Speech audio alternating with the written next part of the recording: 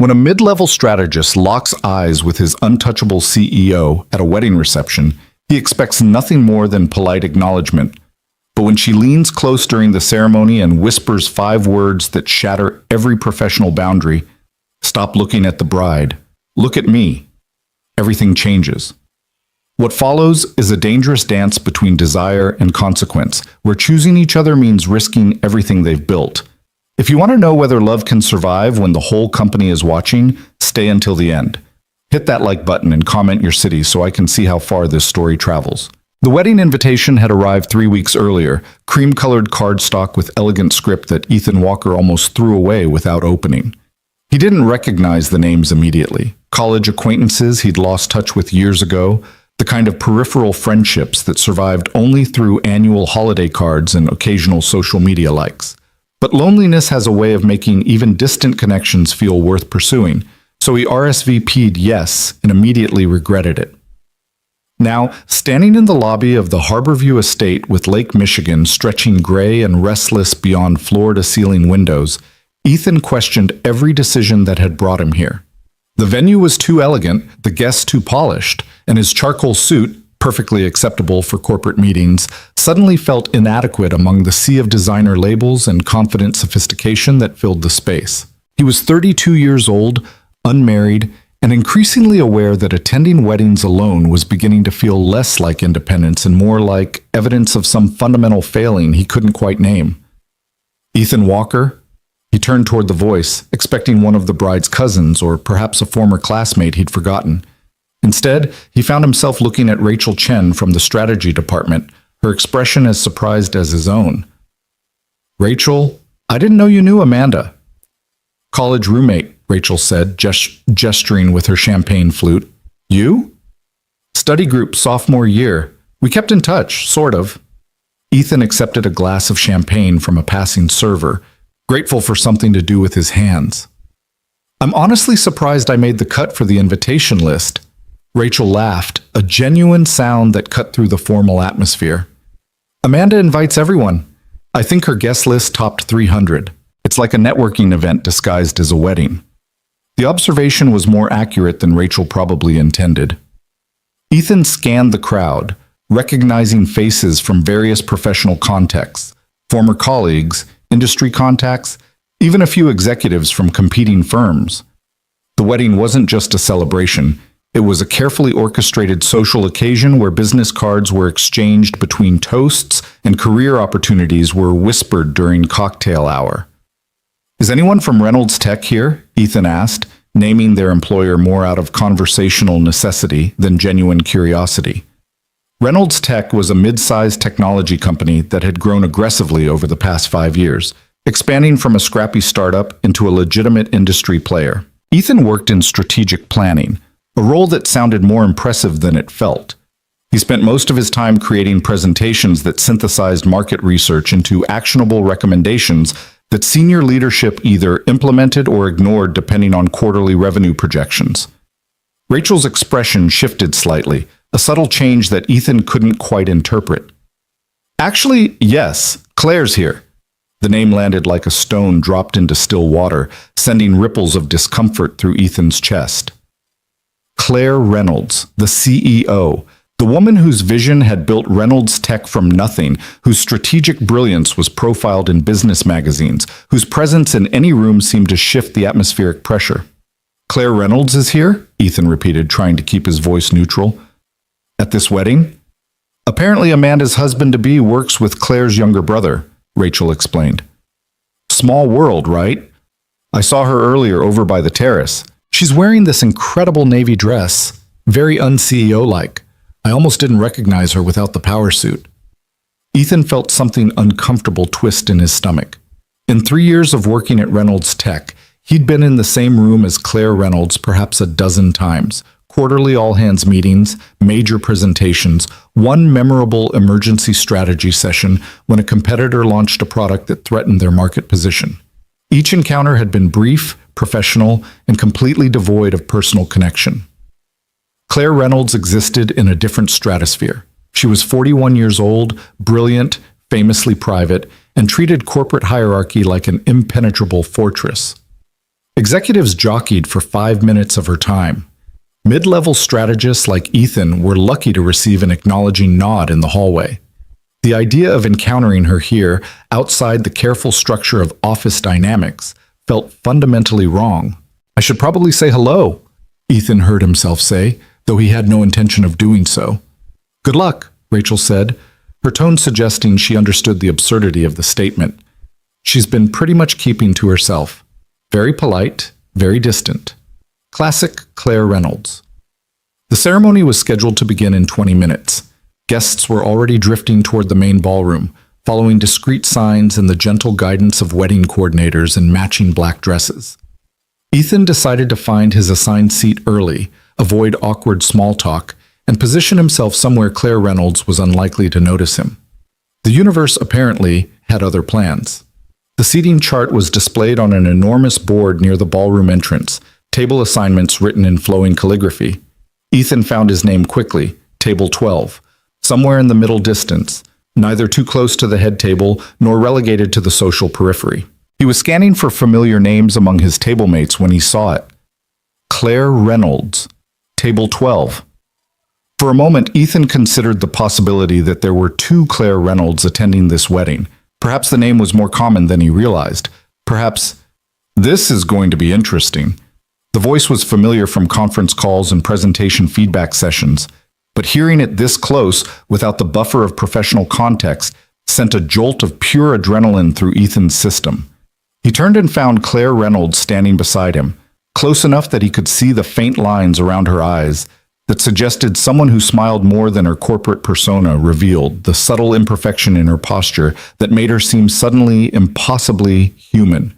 She was shorter than he expected, 5'6" at most, though she carried herself with a presence that made height irrelevant. Rachel had been right about the dress. It was navy blue, elegantly simple, completely unlike the severe business attire Ethan associated with her office appearances. Her dark hair, usually pulled back in a severe bun, fell loose past her shoulders. Without the armor of executive presentation, she looked younger, softer, more accessible, and absolutely terrifying. "Ms. Reynolds," Ethan managed, his voice steady despite the chaos in his chest. "I didn't expect—" "Neither did I," Claire interrupted, her tone carrying a hint of dry amusement. "And please, we're at a wedding. Claire is fine." The permission felt significant, like a door opening slightly in a previously locked room. Ethan nodded, trying to recalibrate every assumption he'd made about this encounter. "Ethan Walker," he said, though she clearly already knew. "Strategic planning." "I know who you are, Ethan." Claire's gaze was direct, unflinching. "You wrote the market positioning analysis for our Q3 expansion. Solid work. Clear thinking, minimal corporate jargon. I appreciate that." The compliment was delivered with such casual precision that Ethan almost missed its significance. Claire Reynolds had read his work, had remembered it, had formed an opinion strong enough to mention it at a wedding reception while they stood awkwardly before a seating chart.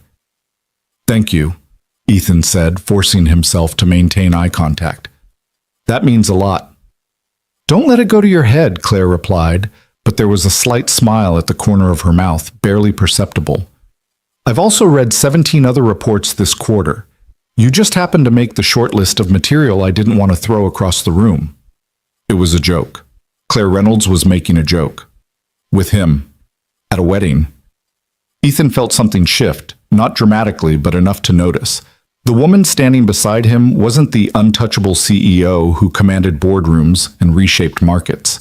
She was someone wearing a dress she probably didn't wear often, attending a wedding for someone's brother, looking at a seating chart with the same mild resignation he felt. "Looks like we're table mates," Ethan observed, stating the obvious because he couldn't think of anything better to say. "Fate or random assignment," Claire said. "Either way, we should probably claim our seats before someone decides we're not actually supposed to be at table 12 and reassigns us to opposite corners of the room." They walked together toward the ballroom, not quite side by side, but close enough that Ethan was acutely aware of her presence. Other guests noticed. He saw heads turn, expressions shift, as people recognized Claire Reynolds moving through the crowd without her usual entourage of assistants and executives. Some looked curious, others looked calculating, already wondering what connection might be leveraged, what advantage might be gained from a casual conversation at a wedding reception. Claire seemed entirely unbothered by the attention, her expression pleasant but distant, the same measured demeanor she maintained during shareholder presentations. Table 12 was positioned with clear sight lines to the ceremony area, but far enough from the head table to avoid any obligations for interaction with the wedding party.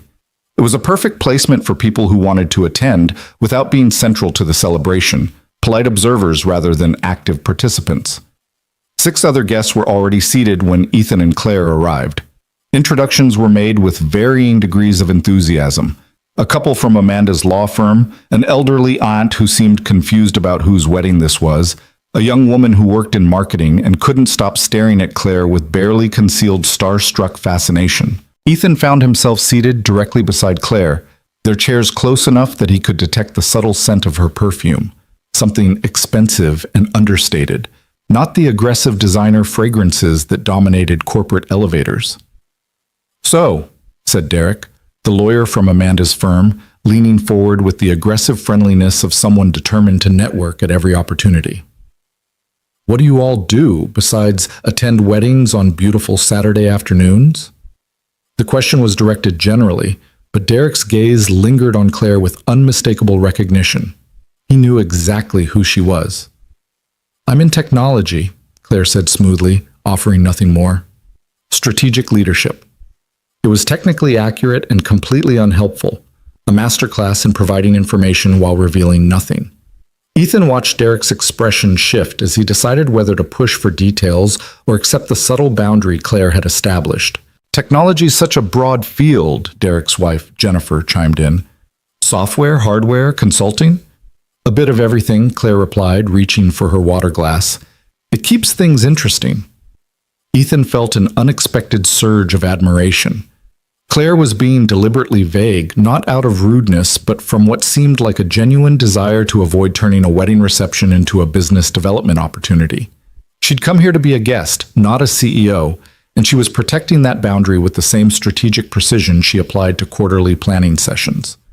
"What about you, Ethan?" Jennifer asked, turning her attention to him with what felt like relief at having someone potentially more forthcoming. "I work in strategic planning," Ethan said. "Market analysis, competitive positioning, nothing glamorous." "For what company?" Before Ethan could answer, Claire spoke. "Same company as me, actually. Small world." The statement landed with perfect timing, redirecting the conversation while establishing a connection that would make further interrogation awkward. Derek and Jennifer exchanged a glance, clearly recalculating their approach, then mercifully turned their attention to the marketing professional who seemed eager to discuss her recent campaign launch. "Thank you," Ethan said quietly, leaning slightly toward Claire. "I wasn't sure how to handle that without either lying or making things weird." "People at weddings always want to talk about work," Claire replied, her voice low enough that only Ethan could hear. "It's safer than discussing relationships or politics. But sometimes you just want to eat overpriced chicken and watch 2 people promise forever without conducting business development." The observation was so unexpectedly honest that Ethan found himself smiling. "Is that what we're doing? Eating overpriced chicken and avoiding business development?" "That's my plan," Claire said. "What's yours?" The question felt significant, weighted with implications Ethan couldn't fully process. What was his plan? He'd come to this wedding because loneliness had made an obligation feel like an opportunity. He'd expected to feel awkward and out of place, to leave early with a headache and the renewed conviction that weddings were designed for coupled people who enjoyed public displays of commitment. He hadn't expected to be sitting beside Claire Reynolds, having the most genuine conversation he'd had in months. "My plan is to not embarrass myself," Ethan said honestly. "So far, I'm cautiously optimistic." Claire's smile was barely visible, but it was real. "You're doing fine, Ethan. Better than fine, actually. You haven't tried to pitch me a project idea or ask about job opportunities. That puts you ahead of approximately 90% of people who recognize me outside the office." "Is that what usually happens?" "Without fail. I can't go to the grocery store without someone asking about our hiring timeline or suggesting I invest in their startup idea." "That sounds exhausting." "It is," Claire admitted. "Which is why I almost didn't come today. I knew people would recognize me. I knew conversations would turn into networking opportunities disguised as small talk. But Amanda's fiancé is my brother's best friend, and family obligations have weight. Even for CEOs?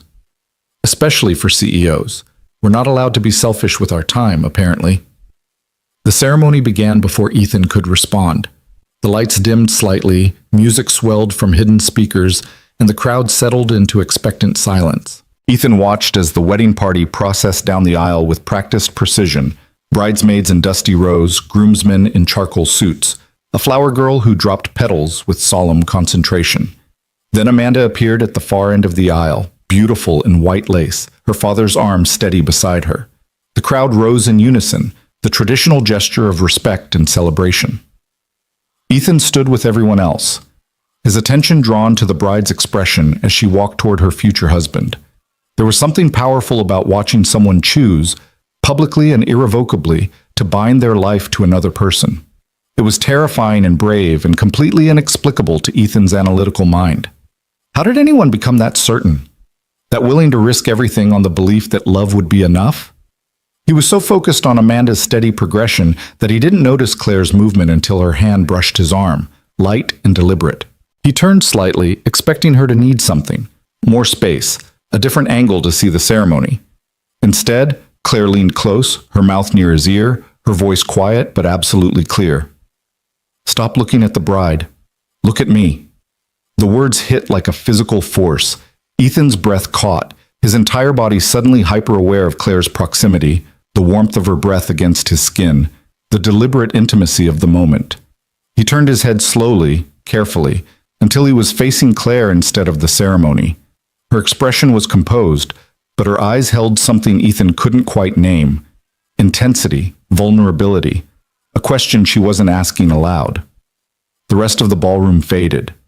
The music, the bride, the assembled guests, all of it became background noise against the singular focus of Claire Reynolds, looking at him with an expression that shattered every professional boundary they'd maintained. "Why?" Ethan whispered, the word barely audible. Claire didn't answer immediately. She held his gaze, unflinching, as though the question required consideration rather than automatic response. Finally, she spoke. "Because I wanted you to."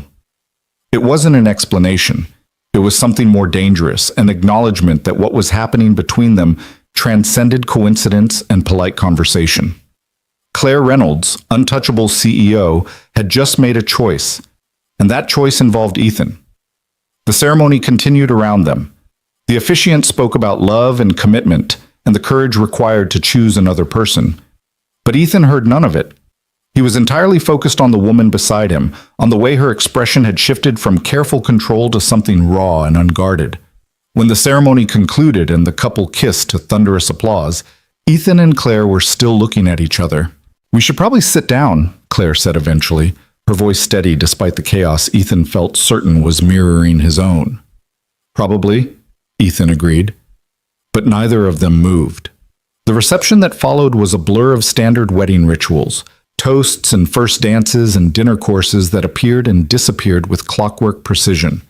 Ethan participated automatically, laughing at appropriate moments, applauding when expected, maintaining conversation with their table mates about topics he'd forget immediately. But his attention never fully left Claire. They didn't speak much during dinner, didn't acknowledge what had happened during the ceremony.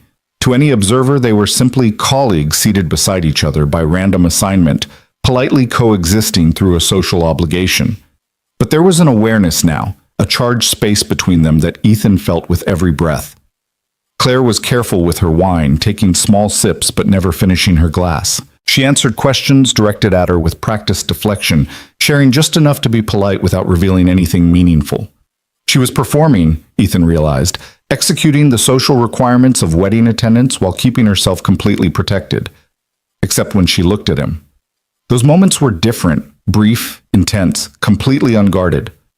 Claire would glance sideways, catch his eye, and for 2 seconds the performance would drop. Ethan would see something real, curiosity, uncertainty, desire, before the mask returned and Claire turned back to whatever conversation demanded her attention. It was intoxicating and terrifying in equal measure. When dinner concluded and the dance floor opened, Their table mates dispersed with varying degrees of enthusiasm. Derek and Jennifer claimed they needed to greet the bride. The elderly aunt was escorted away by a patient nephew. The marketing professional disappeared toward the bar. Ethan and Claire remained seated alone at table 12 while celebration continued around them. "I should probably leave," Claire said, but she didn't stand. "I've fulfilled my obligation. Made an appearance, ate the chicken, stayed through the toasts. No one would judge me for leaving early." "But you're not leaving," Ethan observed. "No," Claire agreed, "I'm not." "Why not?" Claire was quiet for a long moment, her fingers tracing the stem of her wine glass with unconscious precision. When she finally spoke, her voice was softer than Ethan had ever heard it. "Because I don't want to. Because sitting here with you feels more real than anything I've done in months. Because pretending I don't notice you is exhausting, and I'm tired of pretending." The confession was delivered without drama, stated like a simple fact that required acknowledgement rather than discussion. Ethan felt his heart hammering against his ribs. "You've noticed me?" "For 6 months," Claire said. "Since that emergency strategy meeting about the Vertex product launch. You were the only person in the room who admitted we didn't have enough data to make a confident recommendation. Everyone else was performing certainty they didn't feel, but you just told the truth. Even though it made you vulnerable, even though it would have been easier to pretend." Ethan remembered that meeting, remembered the sick feeling of speaking up when everyone else seemed confident, remembered Claire's sharp gaze landing on him, her expression unreadable. He'd thought she was judging him. Apparently she'd been noticing him. "I thought you were angry," Ethan admitted. "I was impressed," Claire corrected. "Honesty is rare, especially from people who have something to lose." "What am I supposed to do with that information?" Claire finally looked at him fully. No performance, no careful control. Just a woman looking at a man with an expression that held both invitation and warning. "That depends on what you want, Ethan."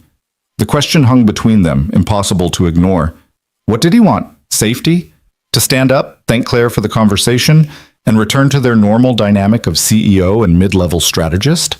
To pretend this wedding had been nothing more than a coincidence that would fade into anecdote? Or did he want something reckless and dangerous? To acknowledge this pull between them, to explore what it might mean, to risk everything for the possibility of something real?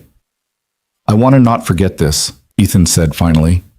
"Whatever this is, I don't want to pretend it didn't happen." Claire's expression shifted, relief perhaps, or recognition. "Then we have a problem, because forgetting would be safer, for both of us." "I know. There's a power imbalance. My position, your position. It creates complications that could damage both our careers." "I know," Ethan repeated. "People would assume things, make judgments, reduce whatever this is to something calculating or inappropriate." "I know." Claire leaned back in her chair, her composure returning like armor sliding back into place. But her eyes remained soft, uncertain in a way Ethan suspected few people ever witnessed. "So what do we do?" she asked. Ethan stood, offering his hand with a formality that felt absurdly inadequate for the moment. "We start with a dance, and then we figure out the rest." Claire looked at his outstretched hand for a long moment, weighing consequences Ethan couldn't fully imagine. Then she placed her hand in his, her grip steady and sure, and let him help her stand. The dance floor was crowded with couples moving to a slow song Ethan didn't recognize. He led Claire to a space near the edge, away from the center spotlight, and pulled her into a standard ballroom hold that felt simultaneously too formal and too intimate. "I'm not a great dancer," Ethan warned. "I'm willing to risk it," Claire replied. They moved together, awkward at first, finding a rhythm that worked despite Ethan's limited skills. Claire was light in his arms, responsive to his lead even when he stumbled. Up close, Ethan could see details he'd never noticed before: the faint scar near her left temple, the constellation of freckles across her collarbone, the way she bit her lower lip when concentrating. "This is a terrible idea," Claire said quietly, the words vibrating against Ethan's chest. "Probably," Ethan agreed. "We should stop, before this becomes something we can't walk away from." "We should." Neither of them moved to separate. The song ended, replaced by something faster and more upbeat that sent couples spinning with renewed energy. Ethan and Claire stood still, hands still connected, the space between them charged with everything they weren't saying. "Come outside with me," Claire said. It wasn't quite a request, wasn't quite a command. "Just for a few minutes. I need air." They left through a side door that opened onto a stone terrace overlooking the lake. The temperature had dropped with sunset, cold October wind cutting through Ethan's suit jacket. Claire wrapped her arms around herself, shivering slightly, but didn't suggest going back inside. They were alone out here. The terrace was empty, illuminated only by landscape lights that cast long shadows across weathered stone. Beyond the low wall, Lake Michigan stretched dark and infinite toward an invisible horizon. "I almost didn't come today," Claire said, her voice carrying over the wind. "I had a perfectly good excuse. Board presentation to prepare, quarterly reviews to complete. But my brother guilted me into it, said I needed to do something normal for once. Stop being the CEO and just be a person." "Are you? A person, I mean. Or are you always the CEO?" Claire's laugh was hollow. "I don't know anymore.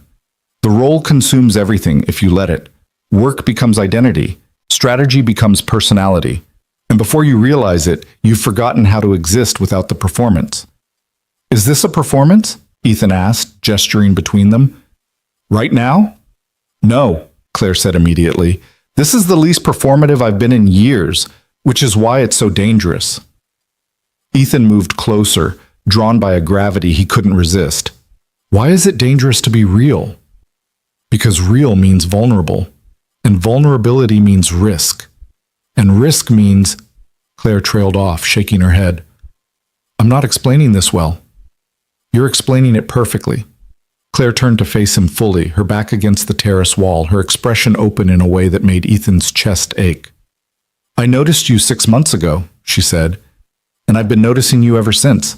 Every presentation you give, every email you send, every time you walk past my office, I notice. And it's been getting harder to pretend I don't." "Why pretend at all?" "Because I'm the CEO, Ethan. Because anything between us would be scrutinized and judged. Because people would assume you're using me for advancement or I'm taking advantage of my position. Because the simplest explanation is usually the ugliest one, and we'd have to live with those assumptions every day." "What if I don't care about any of that?" Ethan asked. "Then you're not thinking clearly." "Maybe not," Ethan admitted, "but I'm also not willing to walk away just because something is complicated." Claire studied him with an intensity that felt like being seen for the first time. "What are you saying?" "I'm saying that whatever this is, attraction, connection, temporary insanity, I want to explore it. Carefully. Honestly. Without pretending it's nothing just because acknowledging it is risky. That's remarkably clear thinking for someone who claims to not be thinking clearly. I have my moments."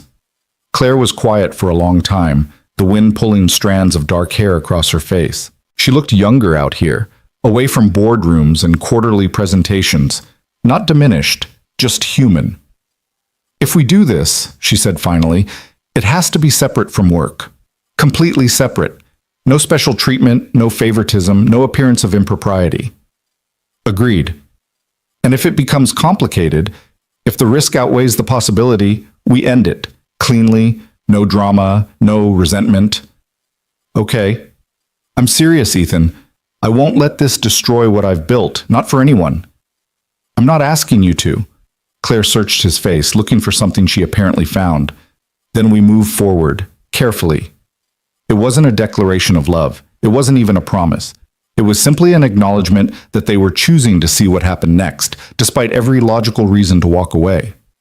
Ethan reached for Claire's hand, threading his fingers through hers with a tenderness that felt disproportionate to their brief acquaintance. She didn't pull away. "I don't know what I'm doing," Ethan admitted. "Neither do I," Claire said, "but I'm tired of pretending I don't want to find out." They stood together on the terrace while the wedding continued inside. Two people beginning something that felt both inevitable and impossible. The wind shifted, carrying music and laughter from the reception, reminding them that the world continued despite their private revolution.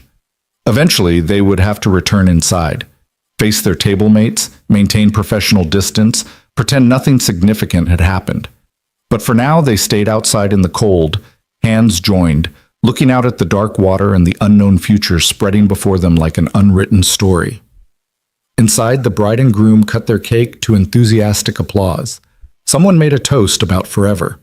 The DJ announced the last dance. But Ethan and Claire remained on the terrace, choosing each other over safety, beginning something they both knew would change everything. The Monday morning after the wedding arrived with the inevitability of consequence. Ethan sat in his car in the Reynolds Tech parking garage for 7 full minutes before forcing himself to walk through the glass doors into the lobby. Everything looked exactly as it had the previous Friday.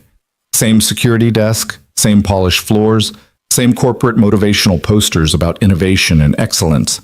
But Ethan felt fundamentally altered, like he'd returned from the wedding as a different person occupying the same life. He texted Claire once on Sunday evening, a simple message that had taken him 20 minutes to compose. "Thank you for Saturday. I meant everything I said." She'd responded 3 hours later with equal brevity. "So did I. See you Monday." Now Monday had arrived, and Ethan had no idea what seeing Claire would actually mean. The strategy department occupied the 3rd floor, an open-plan workspace designed to encourage collaboration, but mostly succeeding in destroying any illusion of privacy. Ethan's desk was positioned near the window, offering a view of the parking lot, and more importantly, a direct sightline to the elevator bank where senior executives arrived each morning. He booted up his computer and tried to focus on the quarterly competitive analysis due by end of week. The data was straightforward: market share projections, pricing strategies, feature comparisons, but his concentration kept fragmenting, his attention drawn repeatedly to the elevator doors. Claire arrived at 8:45, emerging from the executive elevator with her usual entourage of assistants and department heads. She wore a charcoal suit that erased any trace of the woman in the navy dress, her hair pulled back severely, her expression focused and impenetrable. She didn't glance toward the strategy department, didn't acknowledge Ethan's existence even peripherally. It was exactly what they'd agreed to. Complete separation between whatever was developing personally and their professional obligations. But watching Claire walk past without recognition felt like a small violence, a denial of Saturday night that made Ethan question whether any of it had actually happened. "You okay?" Rachel appeared beside his desk, holding 2 cups of coffee and wearing an expression of concerned curiosity. "You look like you saw a ghost." "Just tired," Ethan lied, accepting the coffee gratefully. "Wedding hangover. Please tell me you got drunk and embarrassed yourself so I have something to look forward to hearing about." "Sorry to disappoint. I was remarkably well behaved." Rachel settled into the chair beside his desk, clearly in no hurry to return to her own work. "I saw you talking with Claire Reynolds. That must have been surreal. What's she like outside the office?" The question was innocent, casual workplace gossip with no awareness of the minefield it represented. Ethan took a careful sip of coffee, buying himself time to formulate a response that was honest without being revealing. "Professional," he said finally. "We talked about work mostly. Nothing particularly interesting." "That's disappointing. I was hoping she'd have some secret personality we never see, like maybe she's secretly hilarious or collects vintage comic books or something." "If she does, she didn't share it with me." Rachel studied him for a moment, her expression shifting from curiosity to something sharper. "You're being weird. You're never this evasive about anything." "I'm not being evasive, I just don't have anything interesting to report." "Right." Rachel clearly didn't believe him, but she was kind enough not to push. "Well, if you need to talk about whatever's making you weird, I'm available. Just say the word." She left with a backward glance that suggested the conversation was far from over. Ethan returned his attention to his computer screen, but the numbers and projections felt meaningless against the larger question consuming his thoughts. What happened now? The answer came 3 hours later in the form of an email from Claire's executive assistant. "Ms. Reynolds requests your presence at a 2 p.m. meeting to discuss Q4 strategic initiatives, Conference Room B. Please bring your competitive analysis materials." It was a perfectly professional request. Nothing unusual about a CEO wanting to review strategic planning with a mid-level analyst. Except Ethan's competitive analysis wasn't due until Friday, and Claire had 17 other people she could have requested for this review. He spent the intervening hours in a state of controlled anxiety, rehearsing professional talking points while his mind raced through every possible scenario. Maybe this was Claire's way of establishing normalcy. Maybe she'd realized Saturday was a mistake and wanted to reset boundaries. Maybe... At 1:55, Ethan gathered his materials and walked toward conference room B with a deliberate calm he absolutely didn't feel. The conference room was smaller than the main boardroom, designed for intimate strategy sessions rather than large presentations. Floor-to-ceiling windows overlooked downtown, and the afternoon sunlight created geometric patterns across the polished table. Claire was already there, standing by the window with her back to the door, her posture rigid with tension that matched Ethan's own. "Close the door," she said without turning around. Ethan obeyed, the soft click of the latch somehow final and significant. Claire turned to face him, and Ethan saw immediately that the CEO persona had cracked slightly. Her expression wasn't quite as controlled as it had been in the hallway, her eyes holding something uncertain and human. "This is harder than I expected," Claire said without preamble. "Seeing you this morning and pretending Saturday didn't happen, acting like you're just another employee." "I know," Ethan replied. "I felt it too. I've been doing this for 12 years, building walls between personal and professional, never letting anyone close enough to matter. And it's worked. It's kept things simple, kept me focused." Claire moved away from the window, closer to where Ethan stood. "But now I can't stop thinking about you. And that's a problem." "Why is it a problem?" "Because thinking about you means I'm distracted during presentations. I'm rereading emails you send looking for subtext that probably isn't there. I'm scheduling unnecessary meetings just to have an excuse to see you. And that's not who I am. That's not how I operate." Ethan set his materials down on the conference table, buying himself a moment to process. "So what do you want to do about it?" "I don't know," Claire admitted, and the honesty in her voice was almost painful. "Part of me wants to end this before it becomes more complicated. Tell you Saturday was a moment of weakness we both need to forget. Return to our professional relationship and pretend none of this happened." "And the other part?" Claire closed the remaining distance between them, standing close enough that Ethan could see the fine lines around her eyes, the slight imperfection in her lipstick application, all the small details that made her real rather than iconic. "The other part wants to see where this goes," she said quietly. "Wants to risk the complications because the alternative, pretending I don't feel this, seems worse than any professional consequence." "Then let's see where it goes." "It's not that simple, Ethan. There are rules. HR policies about relationships between executives and subordinates. Disclosure requirements. Mandatory reassignments if the relationship creates conflicts of interest. So we follow the rules. And if the rules require one of us to leave the company?" The question hung heavy between them. Ethan hadn't considered that possibility, that choosing Claire might mean choosing to abandon the career he'd been building, the stability he'd fought for. "We'll deal with that if it happens," Ethan said, with more confidence than he felt. "But right now I'm more concerned about what we're doing than what might happen later." Claire's expression softened. "So you make it sound simple." "Maybe it is simple. We like each other. We want to explore that. Everything else is just logistics. Logistics that could destroy both our careers? Or logistics we navigate carefully because what we're building is worth the effort." Claire reached out, her hand finding Ethan's with a tentative touch that felt almost shy. "I haven't done this in a long time. Dating, I mean. Being vulnerable with someone. It's terrifying." "You don't have to be terrifying CEO right now," Ethan said. "You can just be Claire. The woman who whispered something dangerous during a wedding ceremony and changed everything." A ghost of a smile crossed Claire's face. That was reckless. That was brave. Or stupid. Sometimes those are the same thing. Claire's phone buzzed on the conference table, a reminder that the world beyond this room continued regardless of their private conversation. She glanced at the screen, her expression shifting back toward professional control. "I have a board call in 10 minutes, she said. "And you probably have actual work that doesn't involve standing in a conference room having an existential crisis with your CEO." "This feels like important work," Ethan countered. "It does," Claire agreed. "But we still need to figure out how to do this without destroying everything else." "Dinner," Ethan said suddenly. "Let me take you to dinner. Somewhere away from the office, away from anyone who might recognize us. Just two people getting to know each other." Claire considered the proposal, weighing risks Ethan could only imagine. Finally, she nodded. Thursday night. I'll text you an address. Somewhere quiet.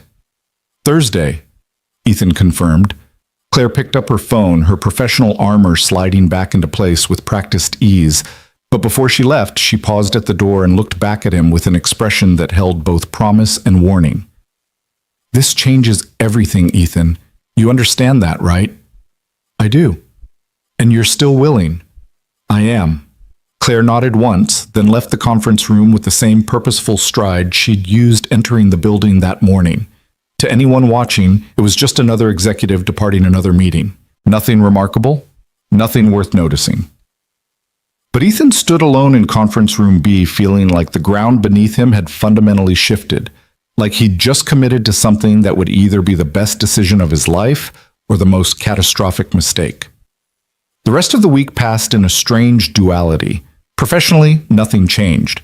Ethan completed his competitive analysis, attended his scheduled meetings, collaborated with colleagues on routine projects.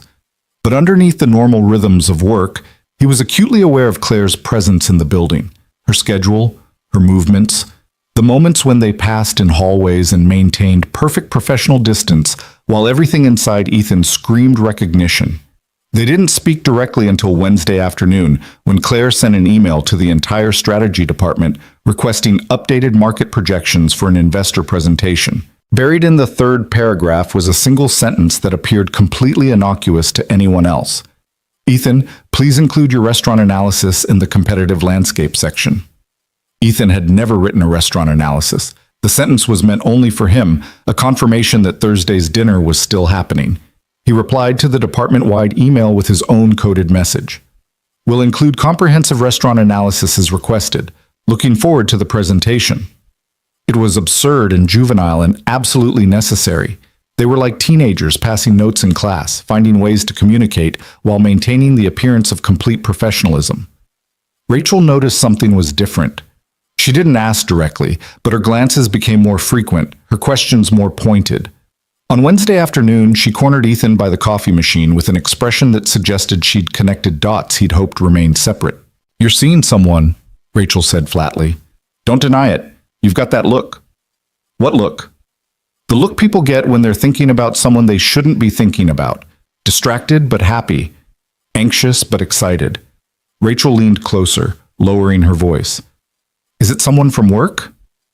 I'm not discussing my personal life, Ethan said, trying for firm boundaries and probably failing. That's a yes.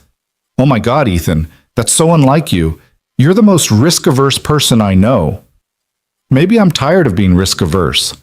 Rachel studied him with a mixture of concern and fascination. Just be careful, okay? Office relationships get messy, especially if there's any kind of power imbalance. The observation was too close to reality.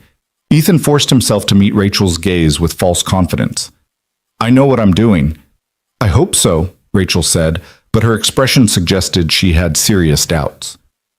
Thursday arrived with agonizing slowness. Ethan left work at his normal time, drove home to his apartment, and spent 40 minutes deciding what to wear for a dinner that was simultaneously a first date and potentially the beginning of something that could reshape his entire life. He settled on dark jeans and a button-down shirt, casual enough to not seem like he was trying too hard, but polished enough to show effort. Then he sat on his couch and stared at his phone, waiting for Claire's text with the restaurant address. It arrived at 6:45. Lucia's, 7:30, small Italian place on Randolph. Private booths, see you there. Ethan arrived 15 minutes early and waited in his car, watching the restaurant entrance with nervous energy that felt disproportionate to the situation. This was just dinner, just two people having a meal together, nothing momentous or life-changing, except it absolutely was. Claire arrived at exactly 7:30, pulling up in a nondescript sedan that was nothing like the sleek executive vehicle Ethan associated with her professional life. She'd changed from her work clothes into dark slacks and a cream sweater, her hair loose around her shoulders. She looked beautiful and nervous, and completely unlike the untouchable CEO who commanded boardrooms. Ethan got out of his car and met her on the sidewalk.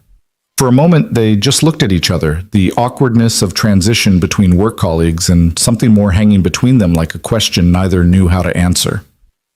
Hi, Claire said finally. Hi, Ethan replied. This is weird, isn't it? Incredibly weird. Claire smiled, some of the tension easing from her shoulders. Good. I was worried it was just me. Lucia's was exactly as advertised. A small Italian restaurant with dim lighting, high-backed booths that offered genuine privacy, and the kind of intimate atmosphere that suggested the owners understood their clientele valued discretion. The hostess led them to a corner booth without comment, provided menus, and disappeared with professional efficiency. Ethan and Claire sat across from each other, the table between them both barrier and bridge. I almost canceled 3 times today, Claire admitted, fidgeting with her napkin. Came up with perfectly reasonable excuses. Emergency board meeting, last-minute investor call, sudden onset plague. What stopped you? The realization that I wanted to be here more than I wanted to protect myself, which is terrifying, honestly. We can still leave, Ethan offered. Walk away right now. Go back to being just colleagues. Do you want that? No, Ethan said honestly. But I want you to feel safe. Claire's expression softened. I don't think I've felt truly safe in years, but I feel honest right now. And that's something. They ordered wine and pasta, making small talk about neutral topics while they calibrated this new dynamic. Claire asked about Ethan's background, where he grew up, what led him to strategy work, whether he'd always been this thoughtful or if it was a learned skill. Ethan answered honestly, sharing details about his middle-class upbringing in Ohio, his business degree from a state university, his slow climb up the corporate ladder through competence rather than connections. It wasn't a dramatic story. No rags to riches narrative or against all odds triumph, just the ordinary path of someone who worked hard and hoped it would be enough. What about you? Ethan asked when the conversation naturally shifted. How does someone become Claire Reynolds, CEO? Claire took a slow sip of wine, considering her response. The same way anyone becomes anything. A combination of preparation, opportunity, and refusing to accept limitations other people tried to impose. That sounds like a rehearsed answer. It is, Claire admitted. I've given versions of that response in probably 50 interviews. The real answer is more complicated and less inspiring. I want the real answer. Claire was quiet for a moment, her fingers tracing the stem of her wine glass with unconscious precision. I started Reynolds Tech because I was angry. I'd spent 10 years in corporate environments being told I was too aggressive, too direct, too unwilling to play politics. I got passed over for promotions in favor of less qualified men who knew how to perform confidence without actually delivering results. And I got tired of fighting systems that were designed to keep me in my place. So you built your own system. I built something better, Claire corrected. A company where competence mattered more than performance, where strategic thinking was valued over corporate theater, where people could be direct without being penalized for it. She paused, her expression turning wry. Of course, building that company required me to become exactly the kind of controlled strategic performer I'd hated in my previous roles. The irony isn't lost on me. You don't seem like a performer to me. That's because you're seeing me without the armor. Most people don't get that privilege. Why do I? Claire met his gaze directly, unflinching. Because when you spoke up in that emergency meeting 6 months ago, you reminded me why I built this company in the first place. You told the truth even when it made you vulnerable. You prioritized accuracy over self-preservation, and I thought that's what I wanted to create, people who care more about being right than looking right. And now you're having dinner with me. And now I'm having dinner with you, Claire confirmed, which is either the best decision I've made in years or a catastrophic lapse in judgment. Time will tell. Their food arrived, interrupting the conversation, but not the underlying current of connection flowing between them. They ate and talked, the conversation moving easily from professional philosophy to personal preferences, favorite books, worst travel experiences, the specific kind of exhaustion that came from pretending to be fine when you weren't.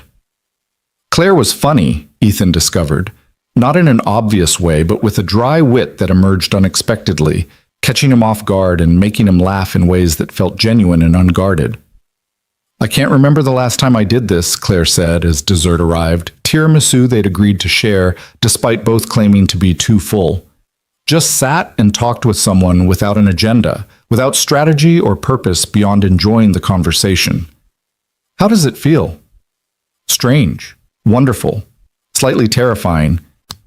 Claire took a small bite of tiramisu, her expression thoughtful. I've built my entire adult life around control, controlling outcomes, controlling perceptions, controlling my own emotional responses. And sitting here with you, I feel completely out of control, like I'm free-falling without knowing where I'll land.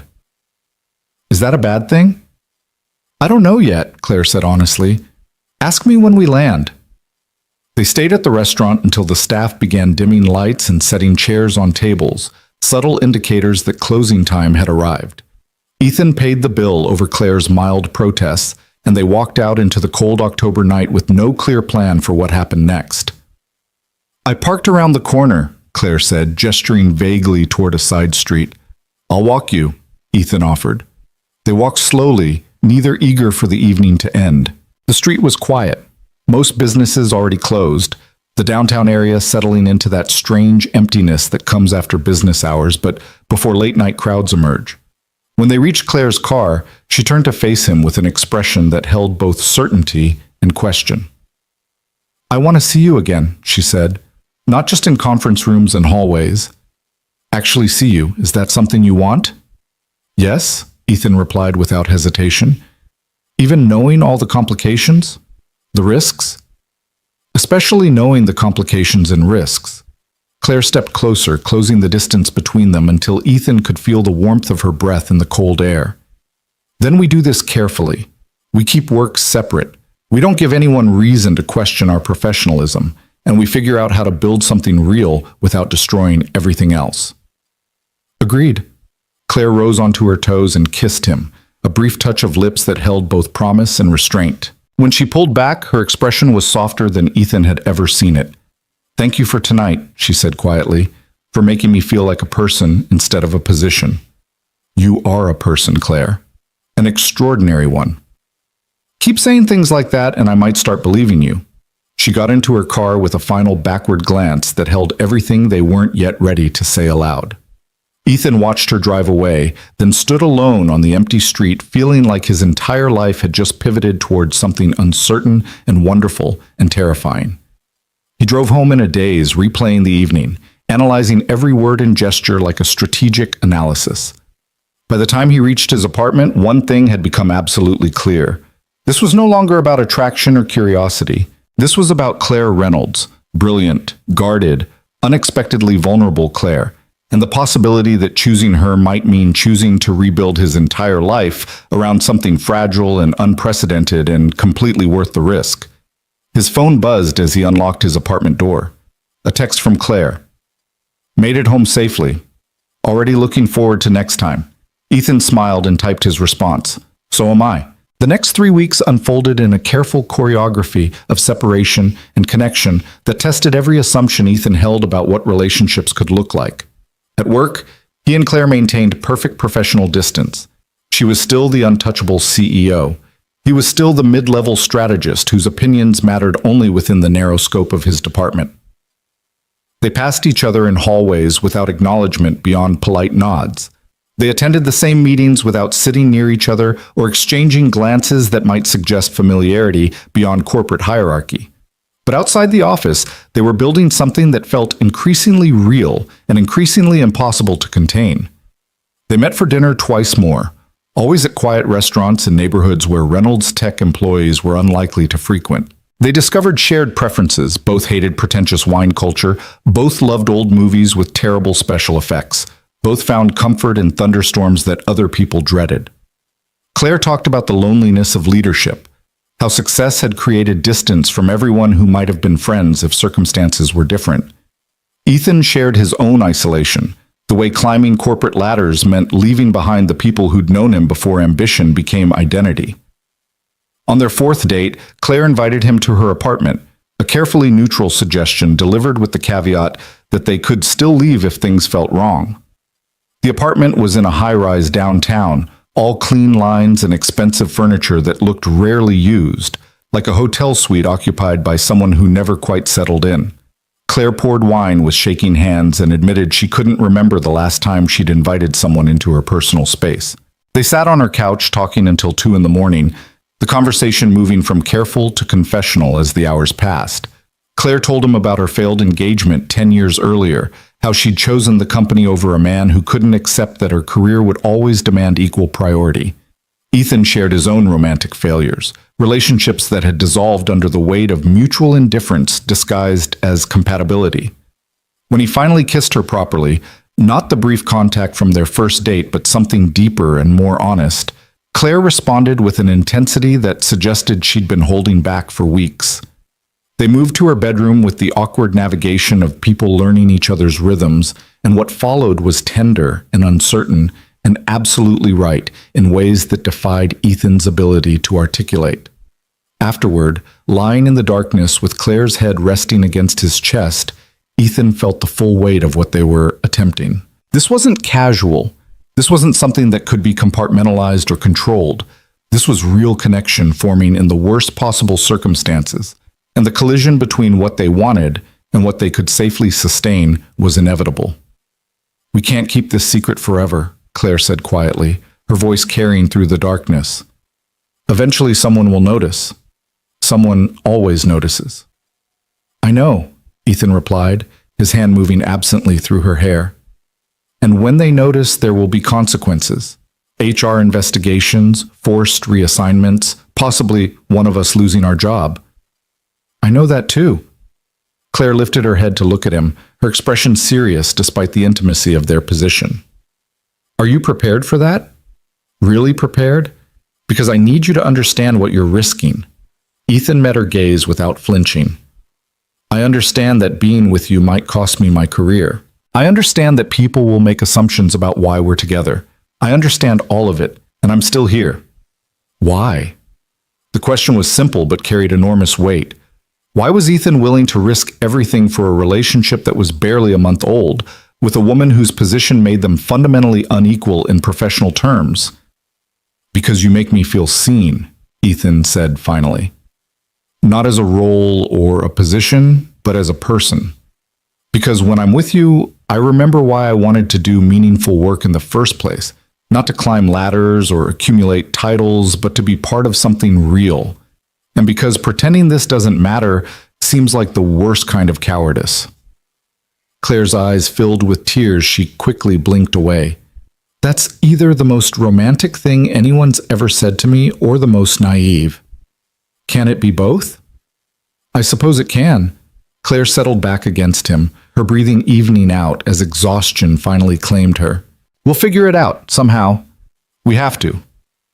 But figuring it out proved more complicated than either of them anticipated.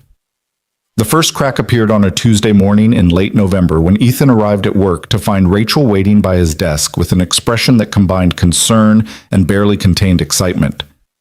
"We need to talk," Rachel said without preamble. "Conference room. Now." Ethan followed her to an empty meeting space, his stomach already churning with the certainty that whatever Rachel wanted to discuss would be both unavoidable and uncomfortable.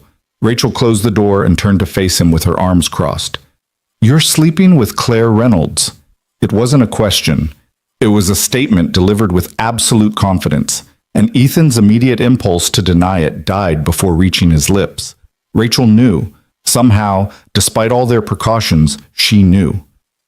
"How did you—" "I saw you," Rachel interrupted, "last Thursday night. I was having drinks with friends at that wine bar on State Street, and I saw you and Claire walking together. You were holding hands, Ethan, and the way you looked at each other—" She shook her head. "I've known you for 3 years. I've never seen you look at anyone like that." Ethan felt his carefully constructed separation between personal and professional collapse into rubble. "Rachel, I can explain. You don't need to explain. I'm not judging you. But you need to understand how dangerous this is. Claire Reynolds is the CEO. You're a mid-level employee. The power dynamics alone make this a massive HR violation.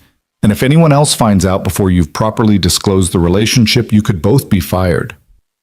"We've been careful," Ethan said weakly. "Clearly not careful enough if I spotted you after one evening of drinks." Rachel's expression softened slightly. "Look, I'm not going to say anything. Your personal life is your business. But you need to get ahead of this. Talk to HR. Establish proper protocols. Because right now, you're both vulnerable in ways you probably haven't fully considered. She was right, and Ethan knew it. The careful compartmentalization he and Claire had maintained was an illusion, sustainable only until the first person noticed, and then impossible to defend. I'll talk to Claire, Ethan said. We'll figure out what to do.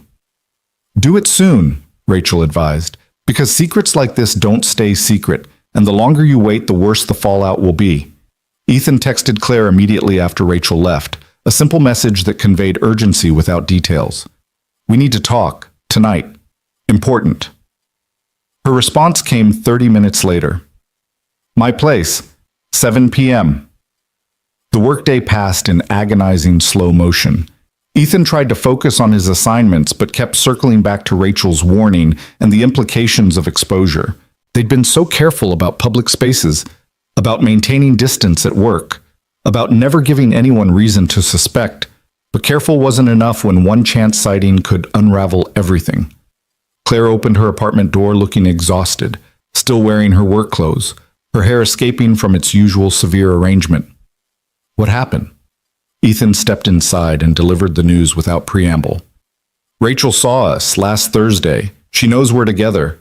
Claire's face went pale, her composure cracking visibly. Did she say anything to anyone else? No, she came to me directly, warned me about the risks, told me we need to disclose to HR before someone else does. She's right. Claire moved to her couch and sat heavily, her professional armor completely abandoned. This was inevitable. I knew it was inevitable. I just hoped we'd have more time.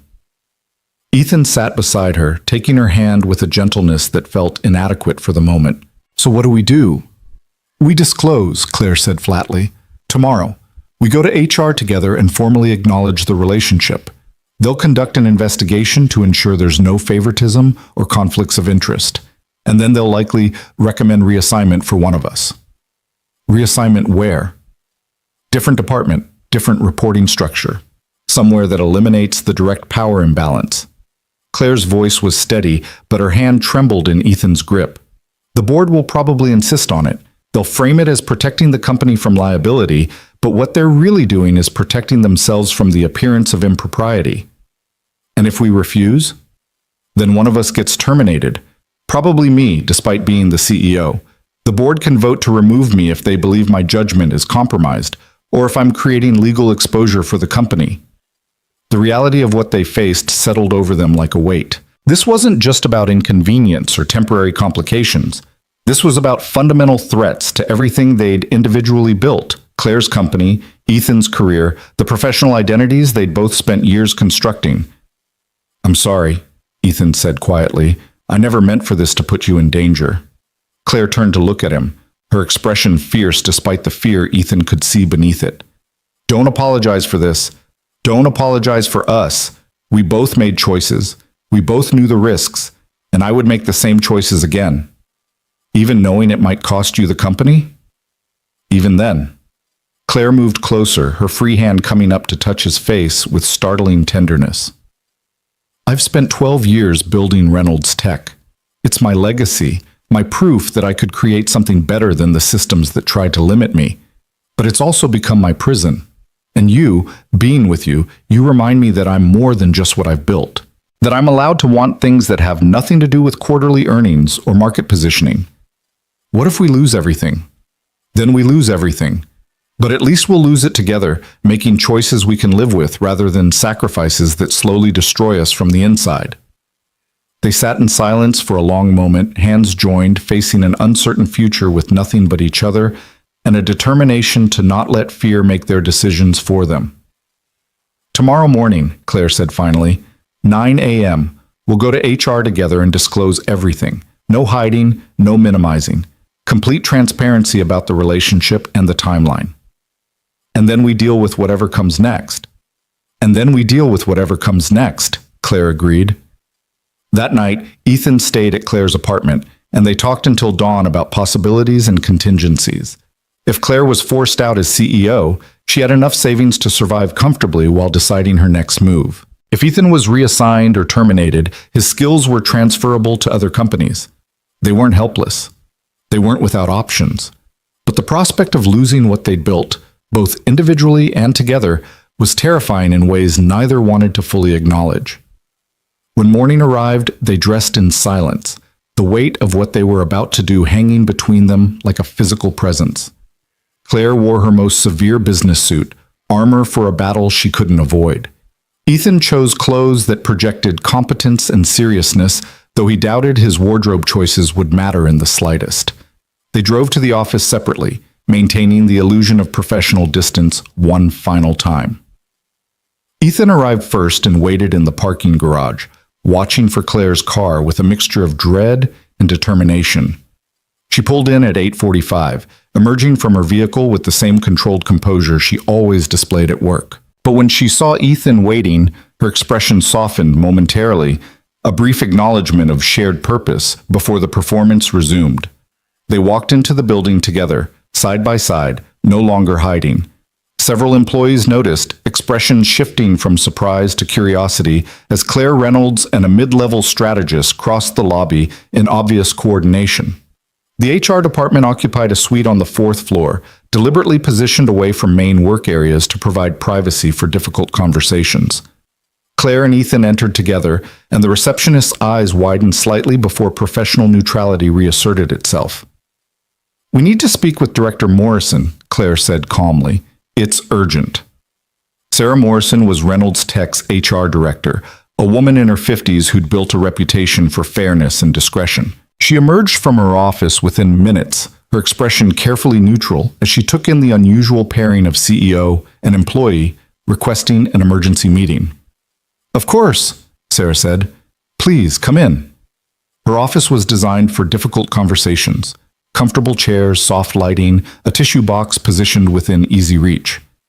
Sarah gestured for them to sit, then settled behind her desk with the patient demeanor of someone who'd heard every possible workplace confession. "What can I help you with today?" Sarah asked, though her expression suggested she'd already formed suspicions. Claire sat with perfect posture, her hands folded in her lap, every inch the professional executive, even as she prepared to disclose information that could destroy her position. "Ethan Walker and I are in a personal relationship. We're here to formally disclose that relationship and request guidance on appropriate next steps." Sarah's expression didn't change, but Ethan saw her shoulders tense slightly. "I see. How long has this relationship been ongoing?" "Approximately 6 weeks," Claire replied.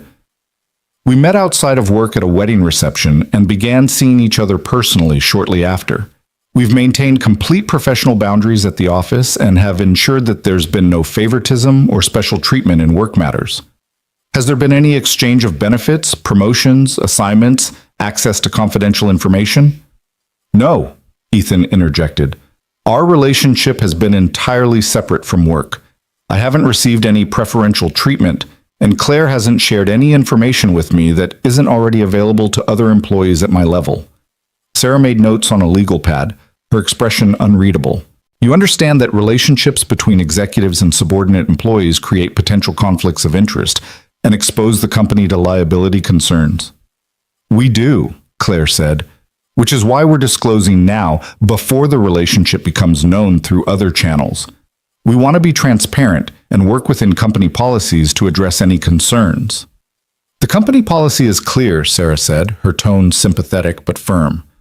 "Romantic relationships between employees with direct or indirect reporting relationships must be disclosed immediately. Once disclosed, the company conducts an investigation to determine if any conflicts of interest exist or if any policies have been violated. Following the investigation, remedial actions are typically recommended to eliminate the power imbalance."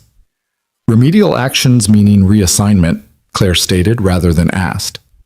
"Typically, yes. One party would need to be moved to a different department or reporting structure that eliminates the supervisory relationship."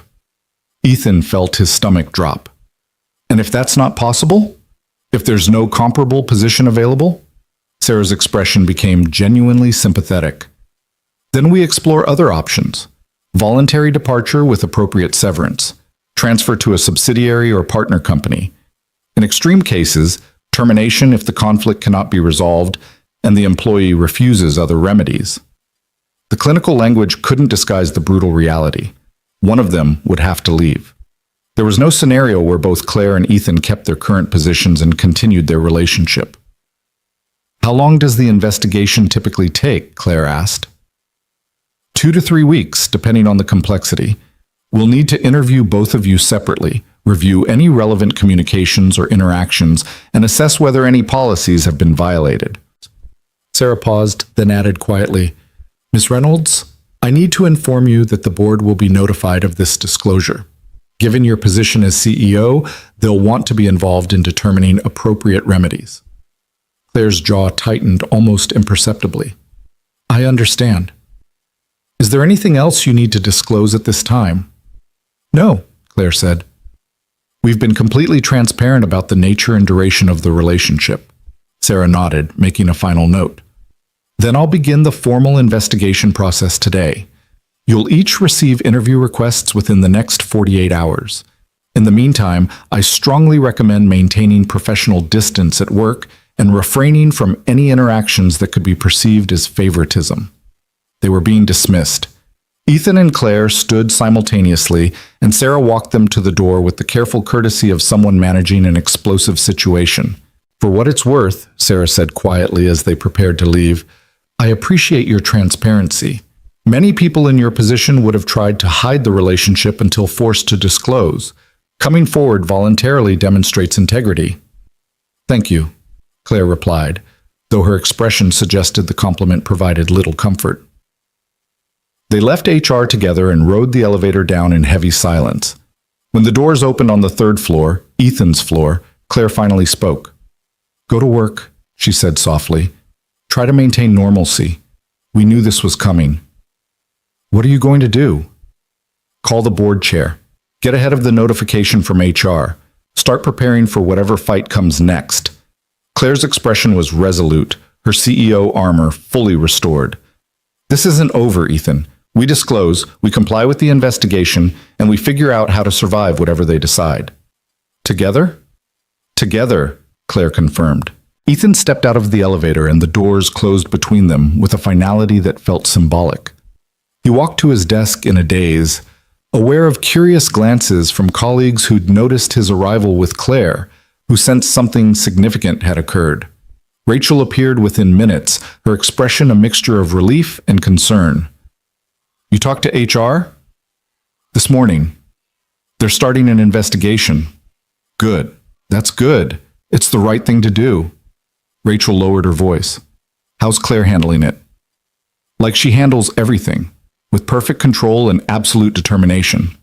"And you?" Ethan sank into his desk chair, suddenly exhausted despite the early hour. "I'm terrified, and I have no idea what happens next. But I don't regret anything." "Even if you lose your job?" "Even then." Rachel studied him for a long moment, then smiled sadly. "You really love her, don't you?" The question caught Ethan off guard. Love? They'd been dating for 6 weeks. They barely knew each other's daily routines, favorite foods, childhood traumas. Love seemed like an enormous word for something so new and uncertain. But looking back at the elevator where Claire had disappeared, remembering her steady presence beside him in HR, her determination to fight for what they'd built together, Ethan realized the answer was simpler than the question suggested. "Yeah," he said quietly. "I think I do." The investigation began that afternoon with efficiency that suggested HR had been preparing for exactly this scenario. Ethan received his first interview request within 3 hours, a formal calendar invitation for Thursday morning with Sarah Morrison and a corporate attorney whose presence indicated the seriousness of the inquiry. The interview was clinical and thorough. Sarah asked about the timeline of the relationship, the nature of their interactions at work, whether Ethan had ever received special treatment or access to information he wouldn't otherwise have. The attorney took notes and occasionally interjected with clarifying questions designed to identify potential policy violations or legal exposure. Ethan answered honestly, walking them through the wedding reception, the dinner dates, the careful separation between personal and professional. He admitted the relationship was serious, that he cared deeply for Claire, that they discussed long-term possibilities despite knowing the complications. Has Ms. Reynolds ever used her position to benefit you professionally? The attorney asked. No, if anything, she's been more careful with me than with other employees. She avoids assigning me to projects she's directly involved with. She never shares confidential information. We've maintained complete separation. But you acknowledge the relationship creates an appearance of impropriety regardless of actual favoritism? Yes, Ethan admitted. I understand that perception matters as much as reality in these situations. The interview lasted 90 minutes and left Ethan feeling exposed and vulnerable in ways he hadn't anticipated. Every moment he'd shared with Claire was now subject to corporate scrutiny, reduced to potential policy violations and liability concerns. The love he'd acknowledged to Rachel was being examined like a business risk, quantified and assessed for its potential to damage the company. Claire's interview, he later learned, had been even more intensive. The board had sent 2 members to participate, concerned about the optics of their CEO engaging in a relationship with a subordinate. They'd pressed her on judgment on whether the relationship compromised her ability to lead effectively, on whether keeping it private for 6 weeks constituted a deception that undermined trust. They want me to end it, Claire told Ethan that evening when they met at her apartment, the first time they'd been alone since the HR disclosure. The board chair was very clear. They're concerned about the company's reputation, about potential lawsuits from other employees claiming favoritism, about my ability to maintain objectivity. What did you tell them?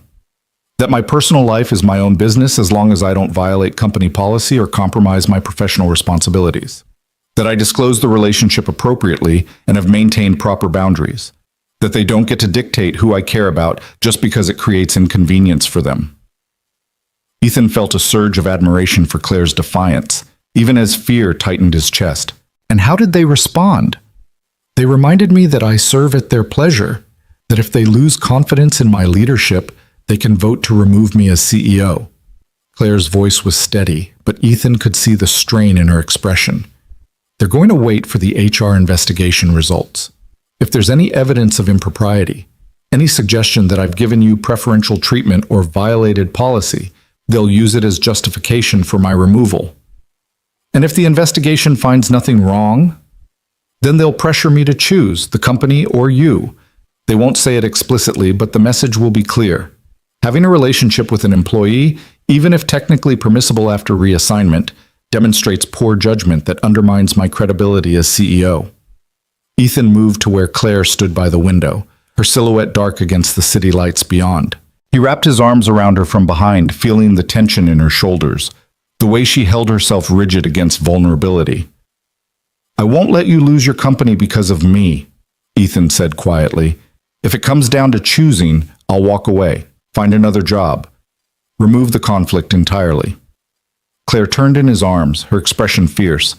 And I won't let you sacrifice your career because the board is too concerned with optics to recognize that people are allowed to be complicated, that leaders are allowed to have personal lives, that caring about someone doesn't automatically compromise professional integrity. So what do? We wait for the investigation to conclude. We hope it finds what we know to be true, that we've done nothing wrong except fall for each other. And if the board tries to force a choice anyway, we make them face the reality that their policies prioritize appearance over substance. It sounded brave and principled, but Ethan heard the uncertainty beneath Claire's determination. She was facing the possibility of losing everything she'd built, and no amount of righteous conviction could eliminate that fear. I love you, Ethan said, the words emerging with startling clarity. I know it's fast and probably naive and not strategic at all, but I love you. And whatever happens, I need you to know that. Claire's eyes filled with tears that she didn't bother hiding. I love you too, which is why this is so terrifying, because I finally found someone who makes me feel human again, and the cost of keeping you might be everything else I've built. Then we find a way to have both, or we build something new, but we do it together. They held each other in the gathering darkness, 2 people caught between what they wanted and what the world insisted they were allowed to have, making promises neither could guarantee but both desperately needed to believe. The investigation lasted exactly 17 days, though to Ethan, it felt like 17 years compressed into a nightmare of waiting and uncertainty. Every morning he arrived at work wondering if this would be the day HR delivered their verdict. Every afternoon, Claire sent him brief, carefully worded texts that provided updates without revealing anything that could later be used against them. The board had assigned outside counsel to review the investigation findings. Sarah Morrison was being thorough to the point of obsession, interviewing not just Ethan and Claire, but colleagues who might have witnessed their interactions, analyzing email patterns for evidence of favoritism, reviewing every project assignment Ethan had received since the relationship began. The scrutiny was suffocating. Ethan felt colleagues watching him differently, conversations stopping when he entered rooms, curious glances that suggested the rumor mill had already convicted him of impropriety regardless of what the investigation might conclude. Rachel remained supportive but cautious, offering friendship while maintaining enough distance to protect her own position. Other colleagues simply avoided him entirely, unwilling to risk association with someone whose career might soon implode spectacularly. Claire had it worse. The business press had somehow caught wind of an internal HR investigation involving the CEO, and while they lacked specific details, speculation ran rampant. Tech blogs published think pieces about power dynamics in corporate leadership. Competitors used the uncertainty to poach clients and employees. The board held emergency sessions to discuss crisis management strategies. And through it all, Claire maintained her professional composure with a strength that both inspired and devastated Ethan. They saw each other only in careful, strategic moments, brief conversations in empty conference rooms, texts sent from personal phones, one stolen weekend at Claire's apartment where they tried to pretend the outside world didn't exist. The isolation was brutal, transforming what should have been early relationship joy into a siege mentality where every moment together felt borrowed from an increasingly hostile future. The verdict arrived on a gray December morning via email from Sarah Morrison requesting their presence in her office at 2 p.m. No indication of findings, no preview of recommendations, just a sterile calendar invitation that carried the weight of impending judgment. Ethan spent the intervening hours in a state of controlled panic, his work forgotten, his attention fixed entirely on the approaching meeting. At 1:45, he left his desk and took the stairs to the 4th floor, needing the physical exertion to burn off nervous energy that threatened to overwhelm him. Claire was already waiting outside Sarah's office when Ethan arrived, her expression carefully neutral, but her hands betraying tension in the way she gripped her leather portfolio. They didn't speak, didn't acknowledge each other beyond brief eye contact that communicated everything words couldn't. Sarah emerged precisely at 2 p.m. and ushered them into her office with professional courtesy that revealed nothing about what was coming. The corporate attorney was there again, along with 2 board members Ethan recognized from company presentations, Margaret Chen, the board chair, and David Foster, head of the audit committee. The presence of board members suggested this was more than a routine HR matter. This was a corporate decision that would have implications far beyond Ethan and Claire's personal relationship. "Thank you both for coming," Margaret said, taking control of the meeting with the authority of someone accustomed to difficult conversations. "I'm sure you're eager to know the results of our investigation." "We are," Claire replied, her voice steady despite the stakes. Margaret nodded to Sarah, who opened a folder and began reading from what was clearly a prepared statement. "Our investigation examined the relationship between Ms. Reynolds and Mr. Walker across multiple dimensions, including the timeline of the relationship, any instances of favoritism or special treatment, communication patterns, and adherence to company policies regarding disclosure and conflicts of interest." Sarah paused, her expression softening slightly as she continued. "We found no evidence of policy violations. The relationship began outside of work contexts, was maintained separately from professional responsibilities, and was disclosed appropriately once the parties became aware it might create potential conflicts.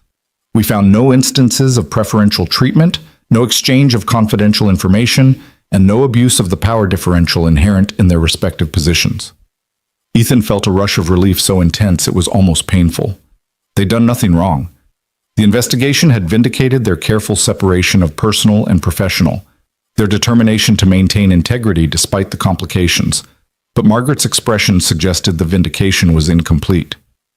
"While the investigation found no policy violations," Margaret continued, "it did identify significant concerns about optics and potential conflicts of interest that could expose the company to future liability or reputational damage. Specifically, the relationship between a CEO and a subordinate employee, regardless of how carefully managed, creates an appearance of impropriety that could undermine stakeholder confidence and expose us to claims of favoritism from other employees. Claire's jaw tightened almost imperceptibly. The investigation found no actual impropriety, only the appearance of it. In corporate governance, appearance often matters as much as reality, David interjected. We have a fiduciary responsibility to protect shareholder value and company reputation. A romantic relationship between you and a subordinate employee creates risk that the board is uncomfortable accepting. So what are you recommending? Claire asked, her tone carefully controlled despite the anger Ethan could see simmering beneath. Margaret exchanged glances with David before responding. We're recommending that Mr. Walker be reassigned to a position that eliminates the reporting relationship and removes any appearance of conflict. Specifically, we'd like to offer him a lateral transfer to our Austin office, where he would assume a senior strategy role with comparable compensation and no direct or indirect reporting connection to you. The words landed like a physical blow. Austin. 1,500 miles away. A complete geographic separation that would effectively end the relationship by making it functionally impossible to maintain. That's not a remedy, Claire said, her control finally cracking. That's a punishment disguised as accommodation. You're forcing Ethan to choose between his career and his personal life. We're offering him a comparable position that addresses the conflict, Margaret corrected. Many employees would view a senior role in our Austin office as an advancement opportunity. And if I decline? Ethan asked, finding his voice despite the chaos in his chest. David's expression was sympathetic but firm. Then we'd need to explore other options. Different companies, potentially. We can provide excellent references and a severance package, but we cannot in good conscience maintain the current arrangement. Claire stood abruptly, her chair scraping against the floor with a harsh sound that echoed through the office. This is absurd. You found no evidence of wrongdoing. You acknowledged we've maintained complete professional boundaries, and now you're forcing a choice between career and relationship because you're concerned about optics? Ms. Reynolds, Margaret said calmly, please sit down. This isn't a punishment. It's a reasonable accommodation to address legitimate concerns. It's corporate cowardice, Claire shot back, but she sat anyway, her hands clenched into fists on the armrests. You're prioritizing appearance over substance, perception over actual performance. And you're doing it because it's easier than defending the nuance of a complicated situation. We're doing it because we have responsibilities beyond your personal preferences, David replied. The board has a duty to protect the company. And right now, this relationship represents risk we're not willing to accept without mitigation. Ethan felt the conversation spiraling toward confrontation that would help no one. Can I have time to consider the Austin offer? He asked, interrupting the escalating tension. Margaret nodded, visibly relieved by the de-escalation. Of course, we'd like a response within a week. The position would begin in January, giving you time to relocate if you accept. And if Mr. Walker accepts the transfer, Claire said quietly, does the board have any further concerns about my continued leadership? The question hung heavy in the room, forcing Margaret and David to acknowledge the implicit threat they'd been making throughout the conversation. If Mr. Walker accepts the transfer and the conflict is eliminated, the board has no concerns about your leadership, Margaret confirmed. We believe you've demonstrated appropriate judgment in disclosing the relationship and cooperating with the investigation. Our concerns are about structure, not about your capabilities. It was as close to an apology as they were likely to receive, and Claire accepted it with a tight nod. The meeting concluded with forced pleasantries and logistical details about the Austin position. Ethan took the information packet mechanically, his mind already racing through impossible calculations. Austin meant abandoning everything he'd built in Chicago. Austin meant seeing Claire only on occasional weekends, conducting a long-distance relationship that would slowly suffocate under the weight of separation and inconvenience. Austin meant choosing career over love, safety over risk, and living with that choice for the rest of his life. He and Claire left HR separately, maintaining professional distance even as everything inside Ethan screamed to reach for her, to hold her, to promise that he'd find a solution that didn't require impossible sacrifices. They met that evening at Claire's apartment, the familiar space now feeling like a sanctuary under siege. Claire had changed from her business suit into jeans and a sweater, her CEO armor completely abandoned, leaving only the exhausted woman who'd spent 17 days watching her personal life dissected by corporate investigation. "I'm not going to Austin," Ethan said before Claire could speak. "I want you to know that. I'm not choosing a lateral transfer 1,500 miles away just to make the board comfortable." Claire looked at him with an expression that held both relief and despair. "Then what are you choosing? Because refusing Austin means leaving the company entirely, finding another job, starting over somewhere new. Is that really what you want?" "What I want is to be with you. Everything else is negotiable." "Ethan, you have a career. You've spent years building expertise and credibility. Walking away from Reynolds Tech because the board won't accommodate our relationship is what—" "The right choice," Ethan interrupted. "For me. I'm not sacrificing what we have because some board members are uncomfortable with complexity. I'm not spending the next decade wondering what would have happened if I'd chosen courage over convenience." Claire moved to where he stood, her hands coming up to frame his face with a tenderness that made Ethan's chest ache. "You'd really leave? Give up everything you've built?" "I'd leave tomorrow if it meant keeping you." "And what if keeping me means I lose the company?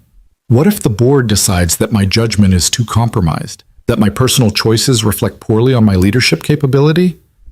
What if choosing you costs me everything I've spent 12 years building?"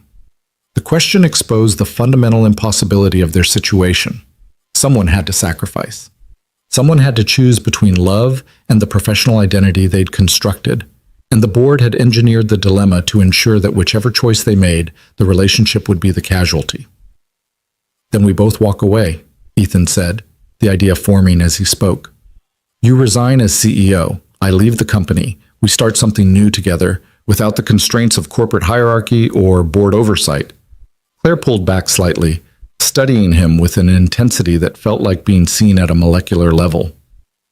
"You'd ask me to give up my company?" "I'd never ask that. But I'm saying if you wanted to walk away, if the cost of staying is too high, I'd walk with you. We'd figure out what comes next together." For a long moment, Claire said nothing.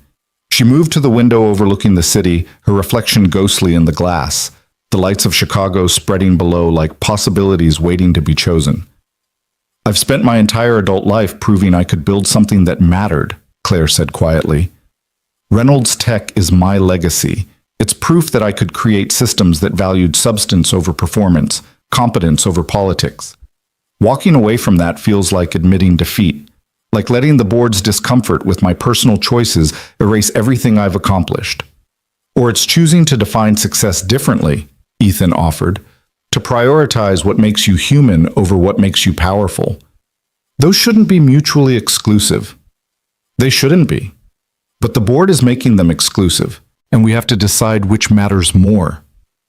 Claire turned from the window, her expression resolute despite the tears tracking down her face. "I need time. A week, like the board requested. Time to think through all the implications, to explore whether there are options we haven't considered, to be certain about whatever choice we make." "Okay," Ethan agreed, though the idea of waiting another week felt unbearable. "But I need you to understand something," Claire continued.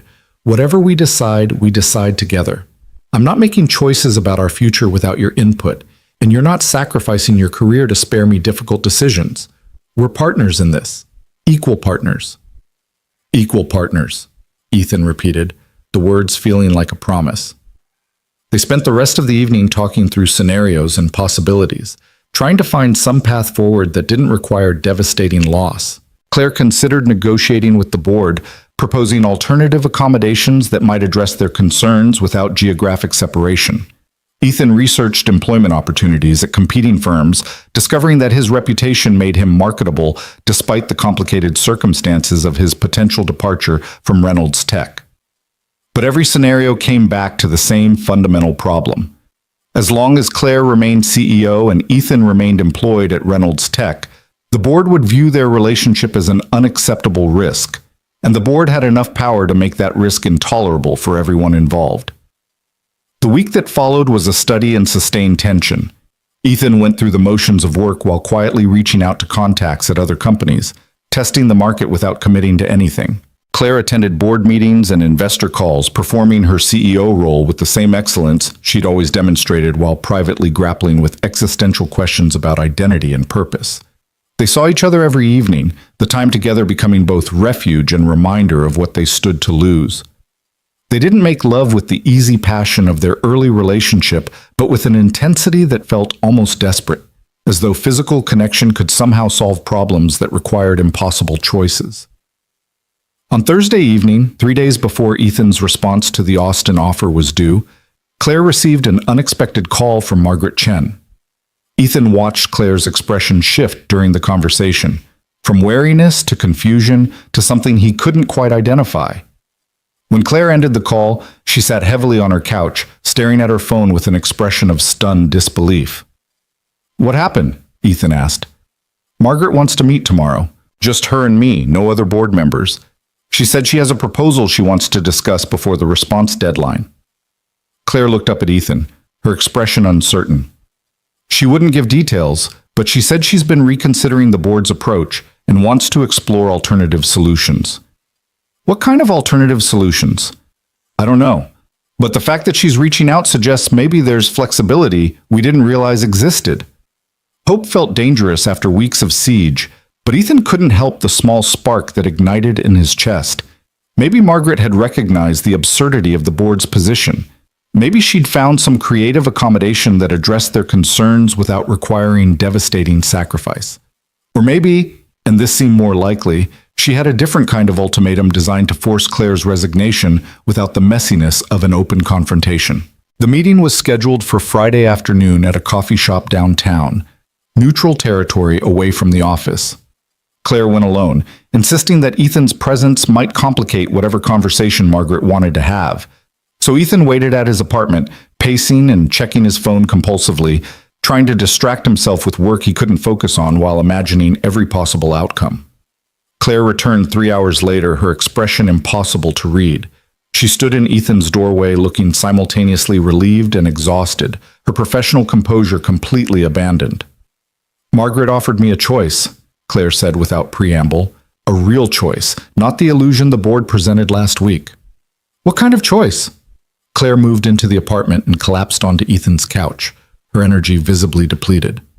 She admitted the board's position was too rigid, that forcing geographic separation or termination was an overreaction driven more by discomfort than actual risk management. She said several board members have been reconsidering, questioning whether they were prioritizing optics over substance. "So what's the alternative?" "They're willing to restructure my role. Keep me as CEO, but create a stronger executive team that provides additional oversight and accountability.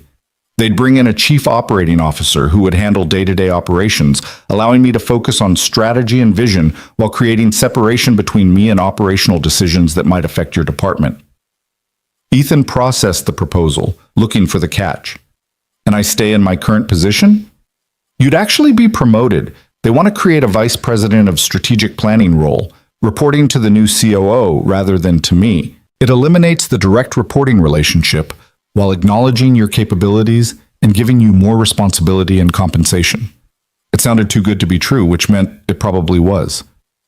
"What's the cost?" Claire's expression turned grim. "Complete transparency. Our relationship becomes public knowledge. No more privacy, no more separation between personal and professional. Everyone at the company will know, competitors will know. The business press will know, and we'll both be subject to ongoing scrutiny to ensure we're maintaining appropriate boundaries. So we trade privacy for permission." Essentially, yes.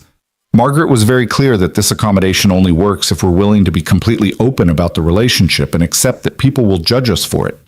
She said the board can defend structural changes to address conflicts of interest, but they can't defend secrecy or the appearance of hiding something inappropriate. Ethan sat beside Claire, taking her hand with a grip that felt like an anchor in churning water. "How do you feel about that? About everyone knowing?" "Terrified," Claire admitted. "I've spent my entire career maintaining privacy about my personal life. The idea of becoming office gossip, of having our relationship discussed and dissected and reduced to scandal, it makes me want to walk away from everything. But Margaret also pointed out that hiding our relationship validates the idea that there's something wrong with it. That by insisting on privacy, we're implicitly agreeing with the board's original position that CEO-employee relationships are inherently inappropriate. Whereas being open about it, accepting scrutiny while demonstrating that we maintain professional integrity that challenges the assumption that power differentials automatically corrupt personal relationships. It was a compelling argument, and Ethan could see Claire responding to the intellectual framework even as she struggled with the emotional implications. "What do you want to do?" Ethan asked. Claire was quiet for a long moment, her thumb tracing circles on the back of Ethan's hand with unconscious gentleness. "I want to accept the proposal. I want to keep my company, see you promoted to a role you've earned, and stop hiding like we've done something wrong. But I need to know you're willing to face what comes with transparency. The gossip, the judgment, the constant scrutiny. Because once we make this choice, there's no going back to privacy." Ethan thought about the past 6 weeks. The careful separation, the stolen moments, the exhausting performance of pretending Claire was just his CEO rather than the woman he loved. He thought about Rachel's warning, the investigation's intrusion, the board's presumption that they could dictate the terms of his personal life, and he realized that privacy had never actually protected them. It had just delayed the inevitable reckoning while adding layers of deception that made everything harder. "I'm willing," Ethan said. "I'm tired of hiding. I'm tired of pretending that loving you is something I need to apologize for or compartmentalize. If being together means accepting scrutiny, then we accept scrutiny, and we prove through our actions that it's possible to maintain professional integrity while being honest about personal connection." Claire's eyes filled with tears she didn't try to hide. "You're sure? Because once we do this, your career becomes intertwined with mine. People will always wonder if you earned your position or if I gave it to you. Every success you have will be questioned, every promotion scrutinized. It's not fair, and it's not right, but it's the reality we'll face." "I know," Ethan said. "And I'm choosing it anyway, because the alternative, losing you or living in permanent secrecy, is worse than any professional consequence I can imagine." Claire leaned forward and kissed him, the contact gentle and grateful and weighted with the magnitude of what they were choosing. When she pulled back, her expression held determination that Ethan recognized from boardroom presentations and strategic planning sessions. "Then I'm calling Margaret tomorrow and accepting the proposal," Claire said. "We make this official. We restructure the company to address the board's concerns. We promote you because you've earned it, not because of our relationship. And we face whatever comes next with honesty instead of hiding." "Together," Ethan added. "Together," Claire confirmed. That night they made plans with the careful detail of people who'd learned that good intentions weren't enough without strategic execution. Claire would draft a company-wide announcement explaining the restructuring and acknowledging her relationship with Ethan, making it clear that the changes were designed to maintain professional integrity while respecting personal autonomy. Ethan would prepare for his new role, documenting his qualifications and achievements to preempt any suggestion that the promotion was favoritism rather than earned advancement. They anticipated the gossip, the speculation, the inevitable assumptions that would reduce their relationship to scandal regardless of the structural safeguards they implemented. And they committed to proving, through consistent professional excellence and maintained boundaries, that it was possible to be both transparent and appropriate, both personally connected and professionally ethical. On Monday morning, Claire sent the company-wide announcement. The email was brief, direct, and uncompromising in its honesty. She explained the new executive structure, introduced the incoming COO who would handle operational leadership, announced Ethan's promotion to VP of Strategic Planning, and acknowledged that she and Ethan were in a personal relationship that had been fully disclosed and appropriately addressed through restructuring. The response was immediate and overwhelming. Ethan's inbox flooded with messages ranging from supportive to incredulous to openly hostile.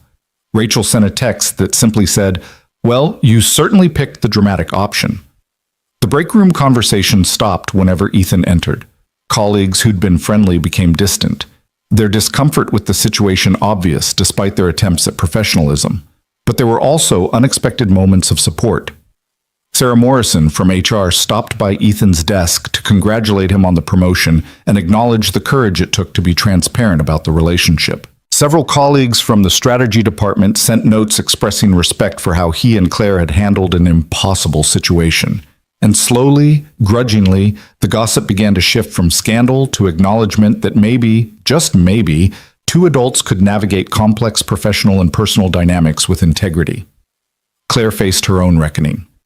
The business press ran stories questioning her judgment, speculating about whether the relationship compromised her leadership effectiveness, debating whether CEOs should be allowed to date employees regardless of structural safeguards. Competitors used the controversy to suggest instability at Reynolds Tech. Some investors expressed concerns during quarterly calls. But Claire handled it with the same strategic excellence she brought to everything else. She addressed concerns directly, acknowledged the legitimate questions about power dynamics, and demonstrated through continued company performance that her personal life had no impact on her professional capabilities. And slowly, the narrative began to shift from scandal to a more nuanced conversation about modern workplace relationships, power dynamics, and the possibility of maintaining professional boundaries while acknowledging personal humanity. 3 weeks after the announcement, Ethan settled into his new role with a mixture of relief and residual anxiety. The promotion was legitimate.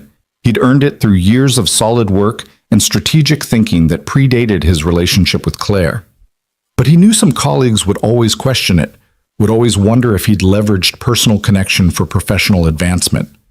He and Claire maintained scrupulous boundaries at work. They didn't meet privately in the office. They didn't exchange personal communications during business hours.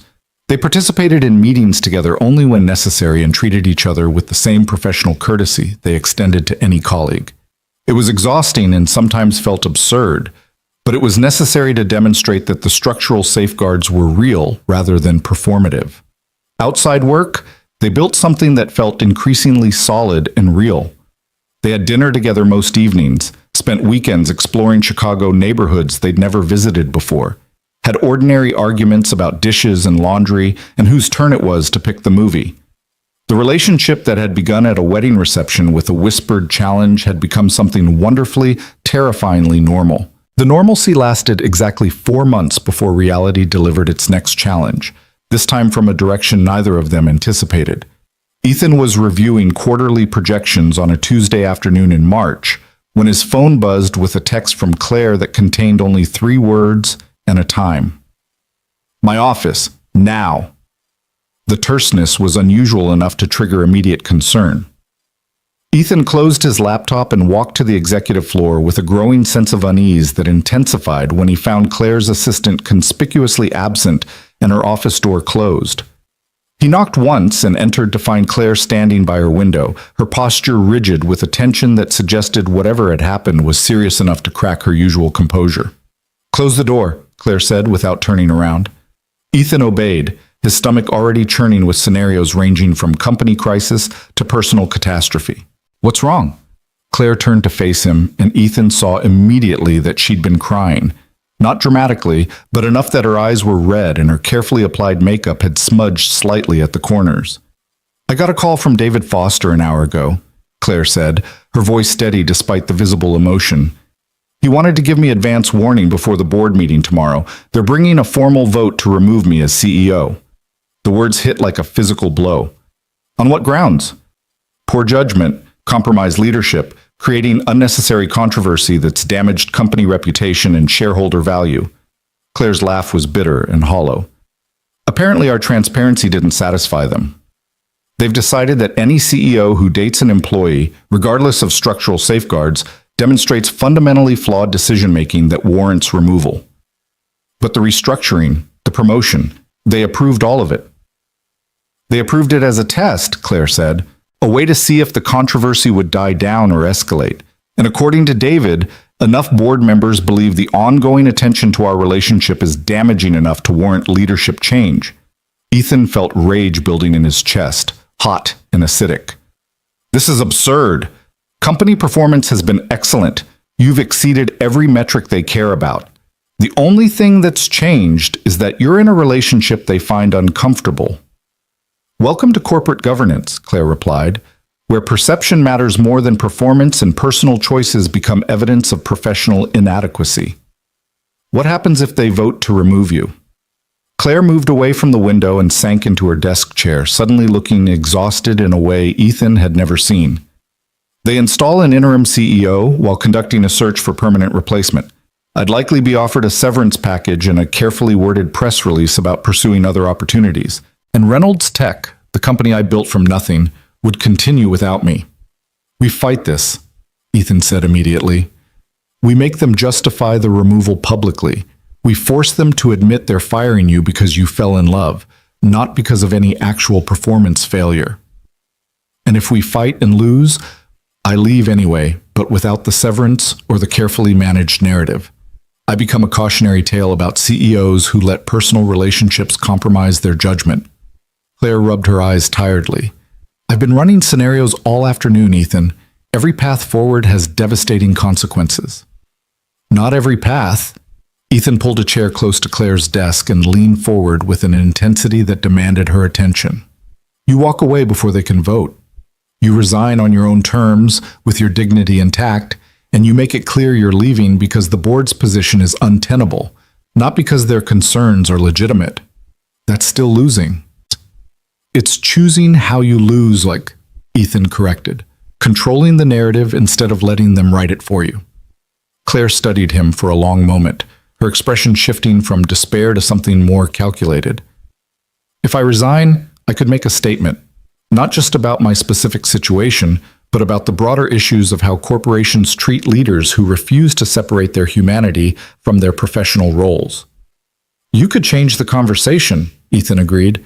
Transform this from scandal about a CEO's poor judgment into a critique of corporate structures that punish transparency and penalize honesty. It would be risky. I'd be burning bridges with the board, possibly making myself radioactive to other companies who see me as difficult or unwilling to prioritize corporate needs over personal preferences. Or you'd be positioning yourself as someone with principles worth defending, someone who chose integrity over expedience. Claire was quiet for several minutes, her fingers drumming against her desk in the unconscious pattern Ethan recognized as her thinking through complex problems. Finally, she looked up with an expression that held both resignation and determination. If I do this, if I resign before the vote, I need you to promise me something. Anything. You stay at Reynolds Tech. You keep your position. You continue building your career. You don't sacrifice everything you've worked for because I chose to walk away. Ethan opened his mouth to protest, but Claire raised her hand to stop him. I'm serious, Ethan. If we both leave, it validates the board's position that our relationship was inappropriate enough to warrant mutual professional destruction. But if you stay and continue demonstrating excellence, you prove that the problem wasn't the relationship. It was the board's inability to accept complexity. You want me to work for the people who forced you out? I want you to prove they were wrong about you, Claire corrected. I want you to succeed so spectacularly that every assumption they made about our relationship becomes obviously absurd. And what about us? What happens to our relationship if you're no longer CEO and I'm still working at Reynolds Tech? Claire's expression softened, some of the professional calculation giving way to genuine emotion. Then we stop being a corporate scandal and start being just two people who love each other. No power dynamics, no board oversight, no scrutiny beyond normal relationship complications. We get to be ordinary, Ethan. Isn't that what we wanted? The question hung between them, exposing a truth they'd both been avoiding. The corporate drama had consumed so much energy that they'd almost forgotten what had drawn them together in the first place. Not power or status or professional advancement, but simple human connection. The whispered words during a wedding ceremony. The honest conversation over Italian food. The recognition that being seen as a person rather than a position was worth any professional cost. I don't want you to leave your company, Ethan said quietly. I don't want you to lose what you built because the board can't handle complexity. I know. But sometimes the cost of staying is higher than the cost of leaving. And I think we've reached that point. Claire drafted her resignation that evening at Ethan's apartment, sitting at his kitchen table with her laptop while he made dinner neither of them would eat.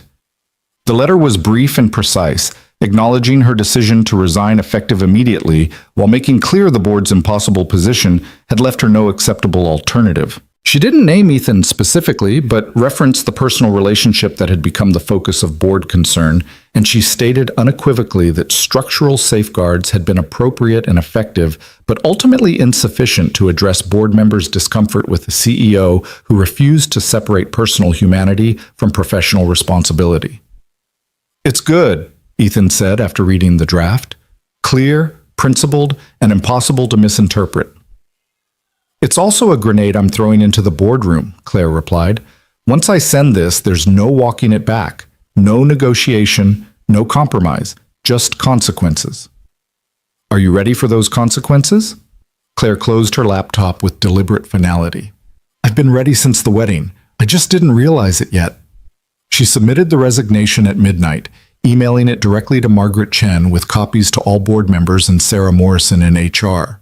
Then she turned off her phone, poured 2 glasses of wine, and settled onto Ethan's couch with the exhausted relief of someone who'd finally stopped fighting an unwinnable battle. What happens now? Ethan asked. Now we wait for the chaos, Claire said. The board will scramble to manage the narrative. They'll probably try to frame my resignation as mutual agreement rather than forced departure. They'll announce a search for permanent CEO while installing someone interim, and they'll very carefully avoid admitting that they pushed out a successful leader because she fell in love. Will you tell the real story? Eventually, when the dust settles and I've had time to process everything. Right now, I just want to sit here with you and remember why I made this choice. The chaos Claire predicted arrived with dawn. Her phone, turned back on out of necessity, exploded with calls and messages. The board wanted emergency meetings. HR needed exit interviews. The executive team demanded clarity about transition plans. And the media, somehow already aware of the resignation, wanted statements and interviews and insider perspectives on the shocking departure of Reynolds Tech's founding CEO. Claire handled it all with the same professional excellence she'd always demonstrated, even as she was actively leaving the company that had defined her adult identity. She met with the executive team to ensure smooth transition. She conducted the required exit interviews with grace and restraint. She even participated in the carefully scripted press release that presented her departure as a mutual decision to pursue new opportunities rather than the forced resignation it actually was. But she also began laying groundwork for a different narrative. She reached out to trusted business journalists with background information about the board's concerns and the impossible position they'd created. She spoke confidentially with industry peers about the broader issues of how corporations handle executive relationships and personal autonomy. And she started planning what would come next, not just for her career, but for the larger conversation about leadership, humanity, and the cost of transparency in corporate environments. Ethan, meanwhile, faced his own reckoning at Reynolds Tech. The resignation sent shockwaves through the company, and everyone knew the real reason behind Claire's departure, even if the official narrative pretended otherwise. Colleagues approached him with expressions ranging from sympathy to suspicion, some offering support while others clearly blamed him for the CEO's exit. Rachel cornered him in the break room on Claire's 3rd day of terminal leave, her expression serious. People are saying you should resign too, that staying after what happened to Claire makes you complicit with the board's decision. People can say whatever they want, Ethan replied, pouring coffee with hands that trembled slightly despite his attempt at composure. I'm staying because Claire asked me to, because walking away would validate the board's position that our relationship was inappropriate enough to warrant mutual professional destruction. And you're okay being the person who kept his job while his girlfriend got forced out? I'm not okay with any of this, Ethan admitted, but I trust Claire's judgment. She said staying and succeeding proves the board wrong about me. So that's what I'm doing. That's going to be a lonely position. Probably, but it's the right one. Rachel studied him for a long moment, then nodded slowly. For what it's worth, I think you're brave. Stupid, maybe, but brave. I'll take it. The interim CEO who replaced Claire was a board member named Thomas Wright, a competent but uninspiring executive who'd built his career through careful risk avoidance and political maneuvering rather than innovation or vision. He called an all-hands meeting his first week to reassure employees that Reynolds Tech's mission and values remained unchanged despite leadership transition. Ethan sat in the back of the crowded auditorium and listened to Thomas deliver platitudes about continuity and stability, and he felt rage building in his chest at the fundamental dishonesty of the performance. Claire had built this company on principles of transparency and valuing substance over performance, and the board had replaced her with someone whose primary qualification was his willingness to prioritize corporate comfort over authentic leadership. After the meeting, Ethan returned to his office and drafted an email he'd been composing mentally for days. It was addressed to the entire executive team and key department heads, and it laid out a proposal for a company-wide initiative focused on relationship policies and power dynamics in corporate environments. The proposal was carefully framed around business objectives, improving retention, enhancing workplace culture, reducing legal liability from unclear relationship policies. But the underlying message was impossible to miss. Ethan was proposing that Reynolds Tech conduct a comprehensive review of how they handled personal relationships between employees at different hierarchical levels, with explicit examination of whether current policies prioritized appearance over substance, and whether they created environments where transparency was punished rather than rewarded. It was professional and strategic, and absolutely designed to force conversation about the exact issues that had led to Claire's resignation. He sent the email before he could second-guess himself, then sat back and waited for the inevitable response. Thomas Wright called him within an hour, his tone carefully neutral. "Ethan, I've reviewed your proposal. It's provocative."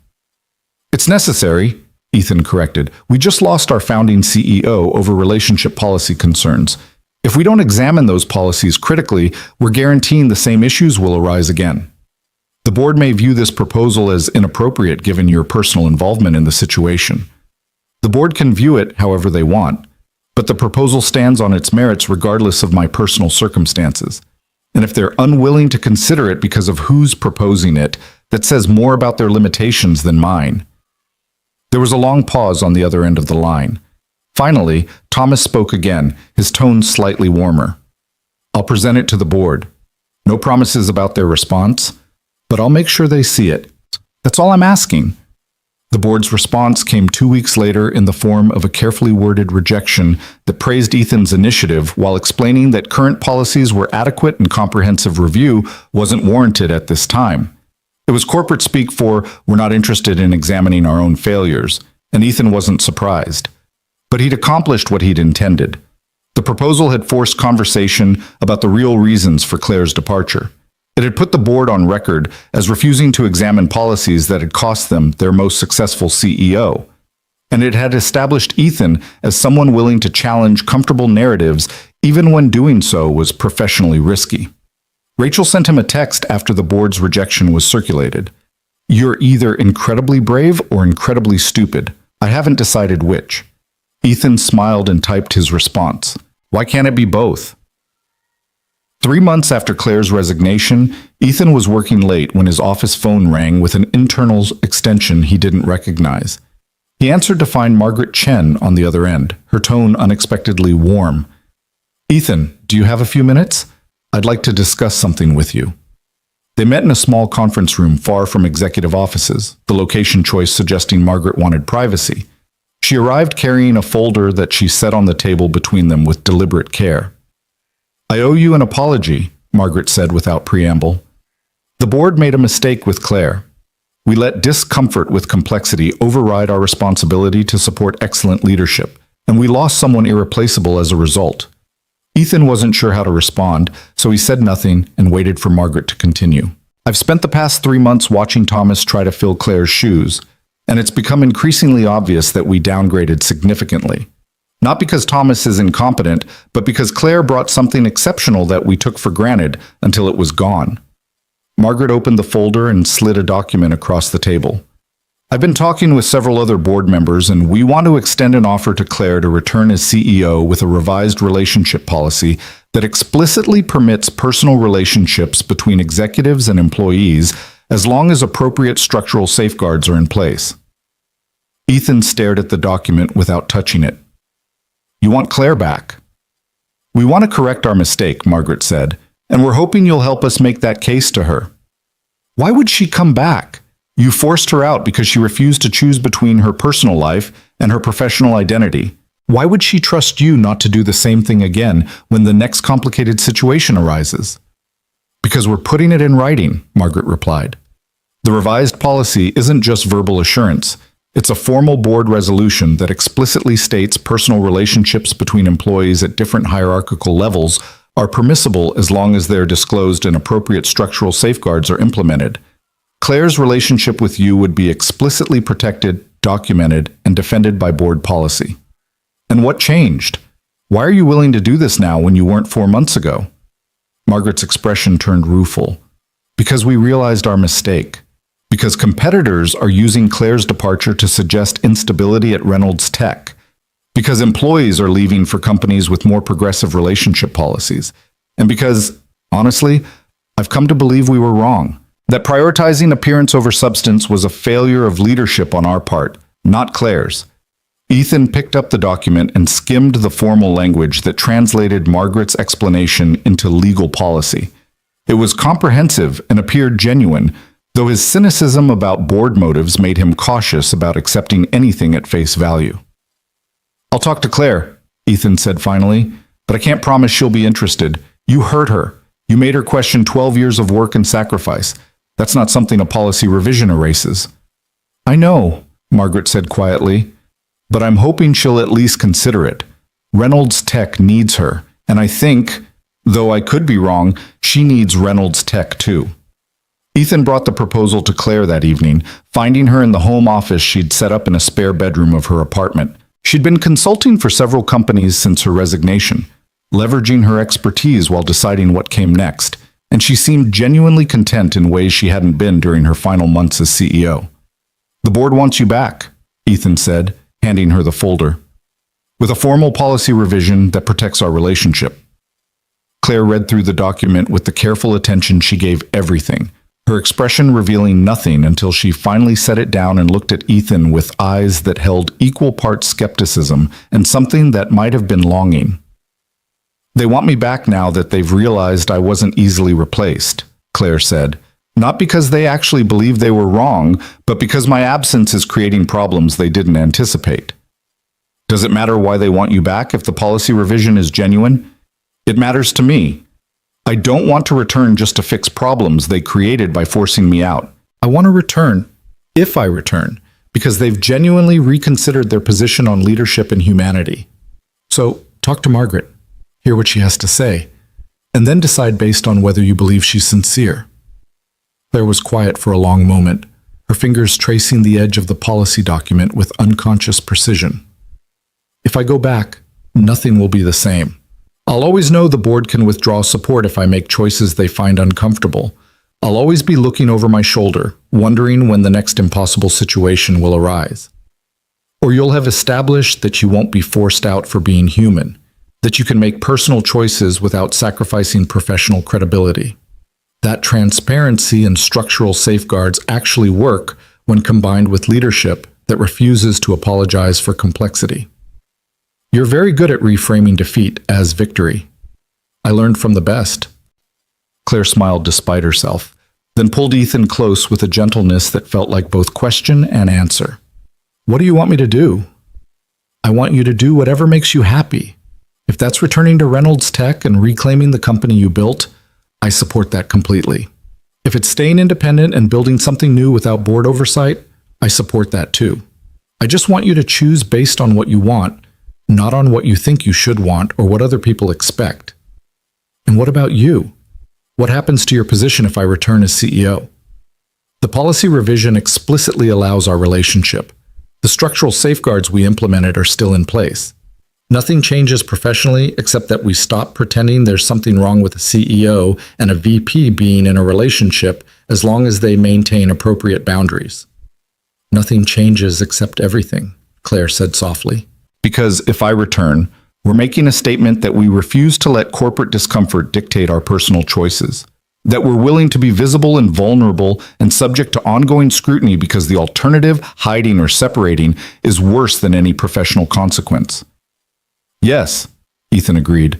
That's exactly what we're doing. Claire met with Margaret 3 days later at the same coffee shop where they discussed alternatives before Claire's resignation. Ethan wasn't present for the conversation, but Claire recounted it that evening with a mixture of surprise and cautious optimism. Margaret apologized, Claire said. Really apologized. Not the corporate non-apology where someone regrets that you feel hurt, but actual acknowledgement that the board made a mistake and caused real harm. She said she's been thinking a lot about leadership and humanity, about how corporations claim to value whole persons while punishing any deviation from narrow professional identities. And she said, "Watching me leave made her realize how much potential the company loses when leaders are forced to choose between authenticity and acceptance." Do you believe her? "I think I do," Claire said slowly. She seemed genuinely reflective rather than just strategically accommodating. And the policy revision isn't just about me and you, it's a broader framework for how Reynolds Tech handles all relationship disclosures going forward.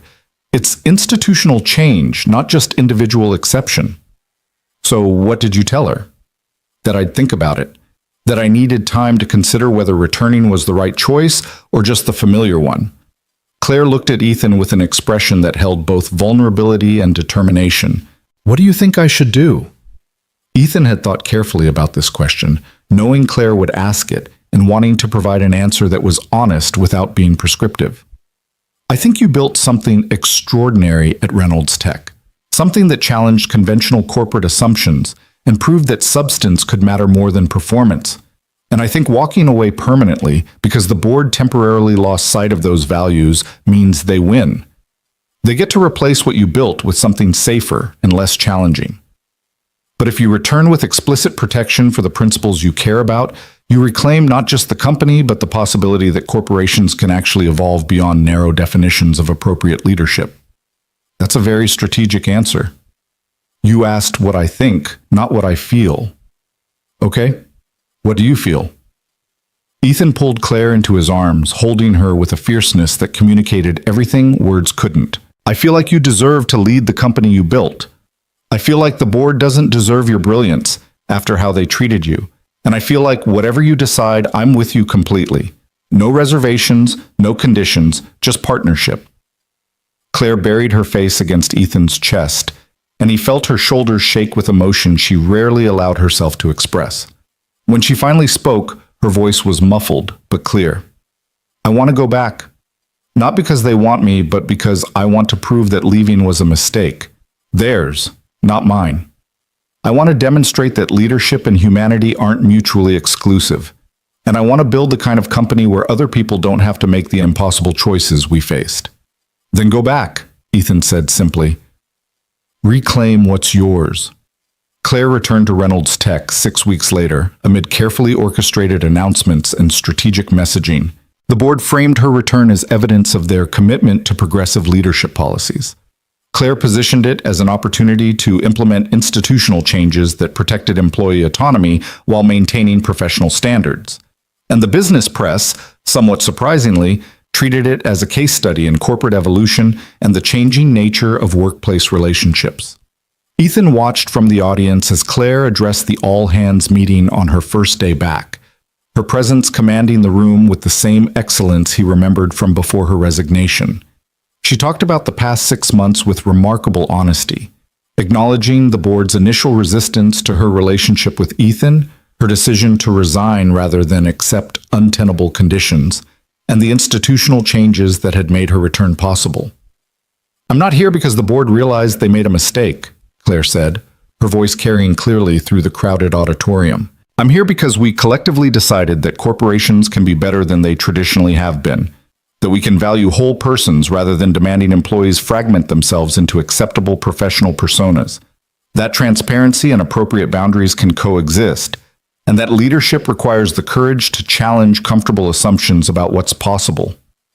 The applause was genuine and sustained, and Ethan felt something loosen in his chest that had been tight since Claire's resignation. She was back. They were both here, and the company that had nearly destroyed itself trying to punish their relationship was now defending it as evidence of progressive values. It was absurd and imperfect and absolutely worth every impossible choice they'd made. Life settled into rhythms that felt both familiar and transformed.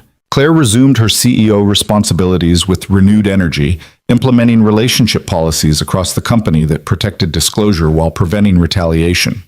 Ethan continued building his career without the shadow of impropriety that had haunted his promotion, proving through consistent excellence that his position was earned rather than gifted. They maintained scrupulous professional boundaries at work. No private meetings in Claire's office, no personal communications during business hours, clear separation between their professional and personal roles. But outside work, they built something that felt increasingly permanent and real. 6 months after Claire's return, Ethan came home from work to find her sitting on his couch with an expression that suggested she'd been waiting for him with something important to discuss. "We need to talk about where this is going," Claire said without preamble. Ethan felt his stomach drop, the words triggering immediate anxiety despite everything they'd survived together. "Okay, where's this going?"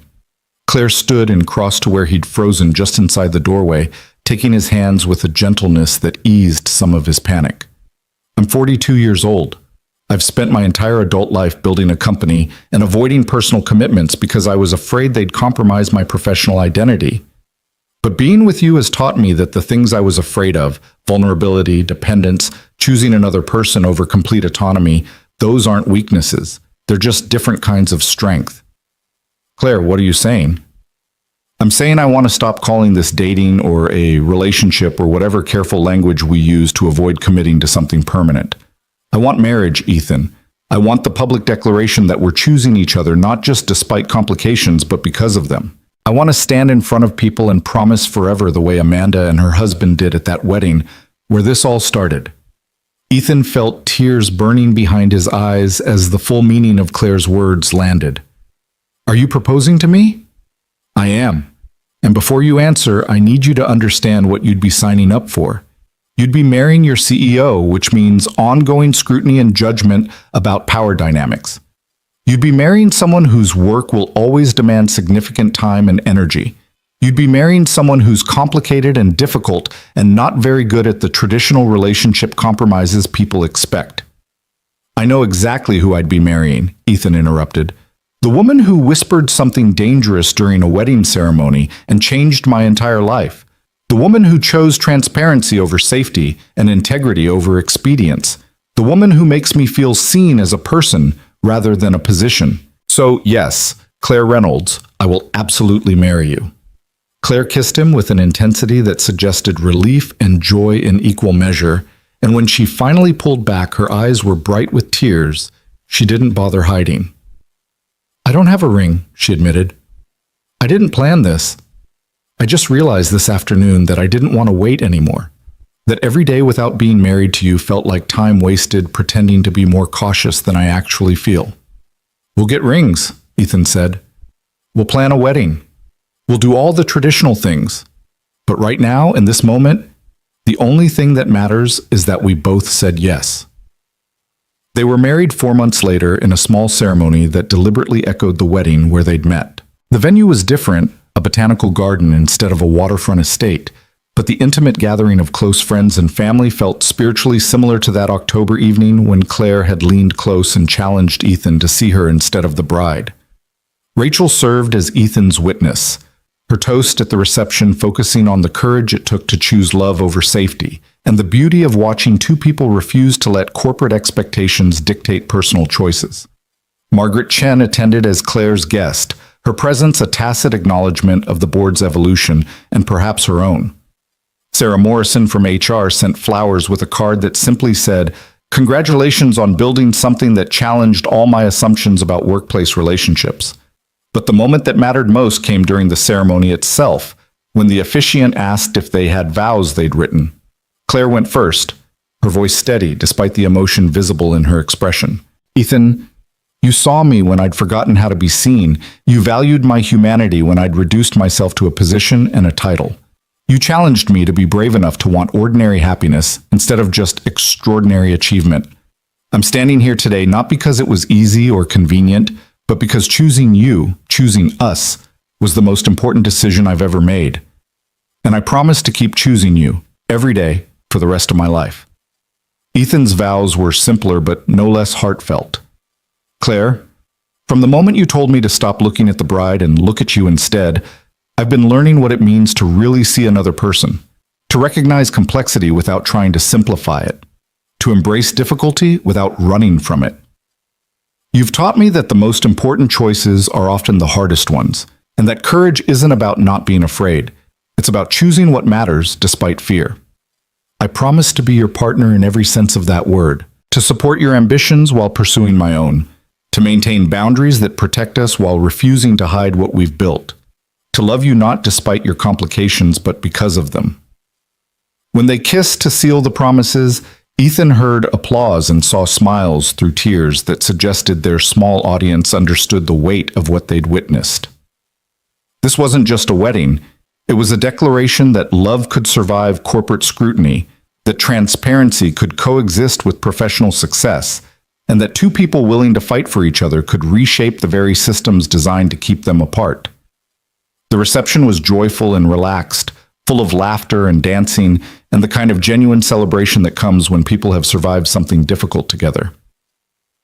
Near the end of the evening, as guests began departing and the venue staff started cleanup, Claire pulled Ethan onto the empty dance floor for one final slow dance. "Do you remember what I said that night at the wedding?" Claire asked, her head resting against Ethan's chest. "When we were on the terrace and I told you we had to move forward carefully? I remember everything from that night. I was so afraid. Afraid of what wanting you would cost me, afraid of losing control, afraid that choosing personal happiness would somehow diminish everything I'd built professionally. And now?" Claire lifted her head to look at him, her expression holding contentment that seemed almost unfamiliar on her usually intense features.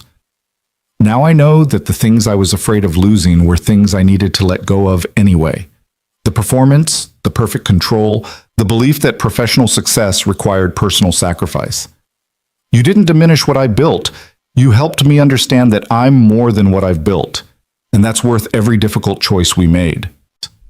They swayed together in comfortable silence, two people who'd started as CEO and strategist, become scandal and controversy, survived investigation and forced resignation, and emerged as partners who'd proven that love and leadership could coexist if you were brave enough to demand both. "I'm glad you told me to stop looking at the bride," Ethan said quietly. Claire smiled against his chest. "So am I. Best reckless decision I ever made." "Second best," Ethan corrected. "The best was saying yes when I asked you to marry me." "You didn't ask. I proposed to you."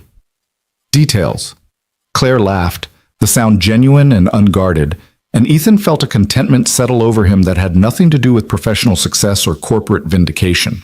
This was about the ordinary miracle of finding someone who made you feel fully human, fully seen, fully yourself. Everything else, the promotions and policies and public declarations, those were just the scaffolding that supported what really mattered. They'd built something real, something that survived scrutiny and challenge and every institutional force designed to make them choose between love and achievement. And they'd done it by refusing to pretend they were anything other than what they were. Two complicated people who'd chosen each other despite every logical reason to walk away. Months later, on an ordinary Tuesday evening, Ethan came home from work to find Claire cooking dinner with music playing and a contentment in her movements that suggested she'd finally found peace with the balance between professional excellence and personal joy.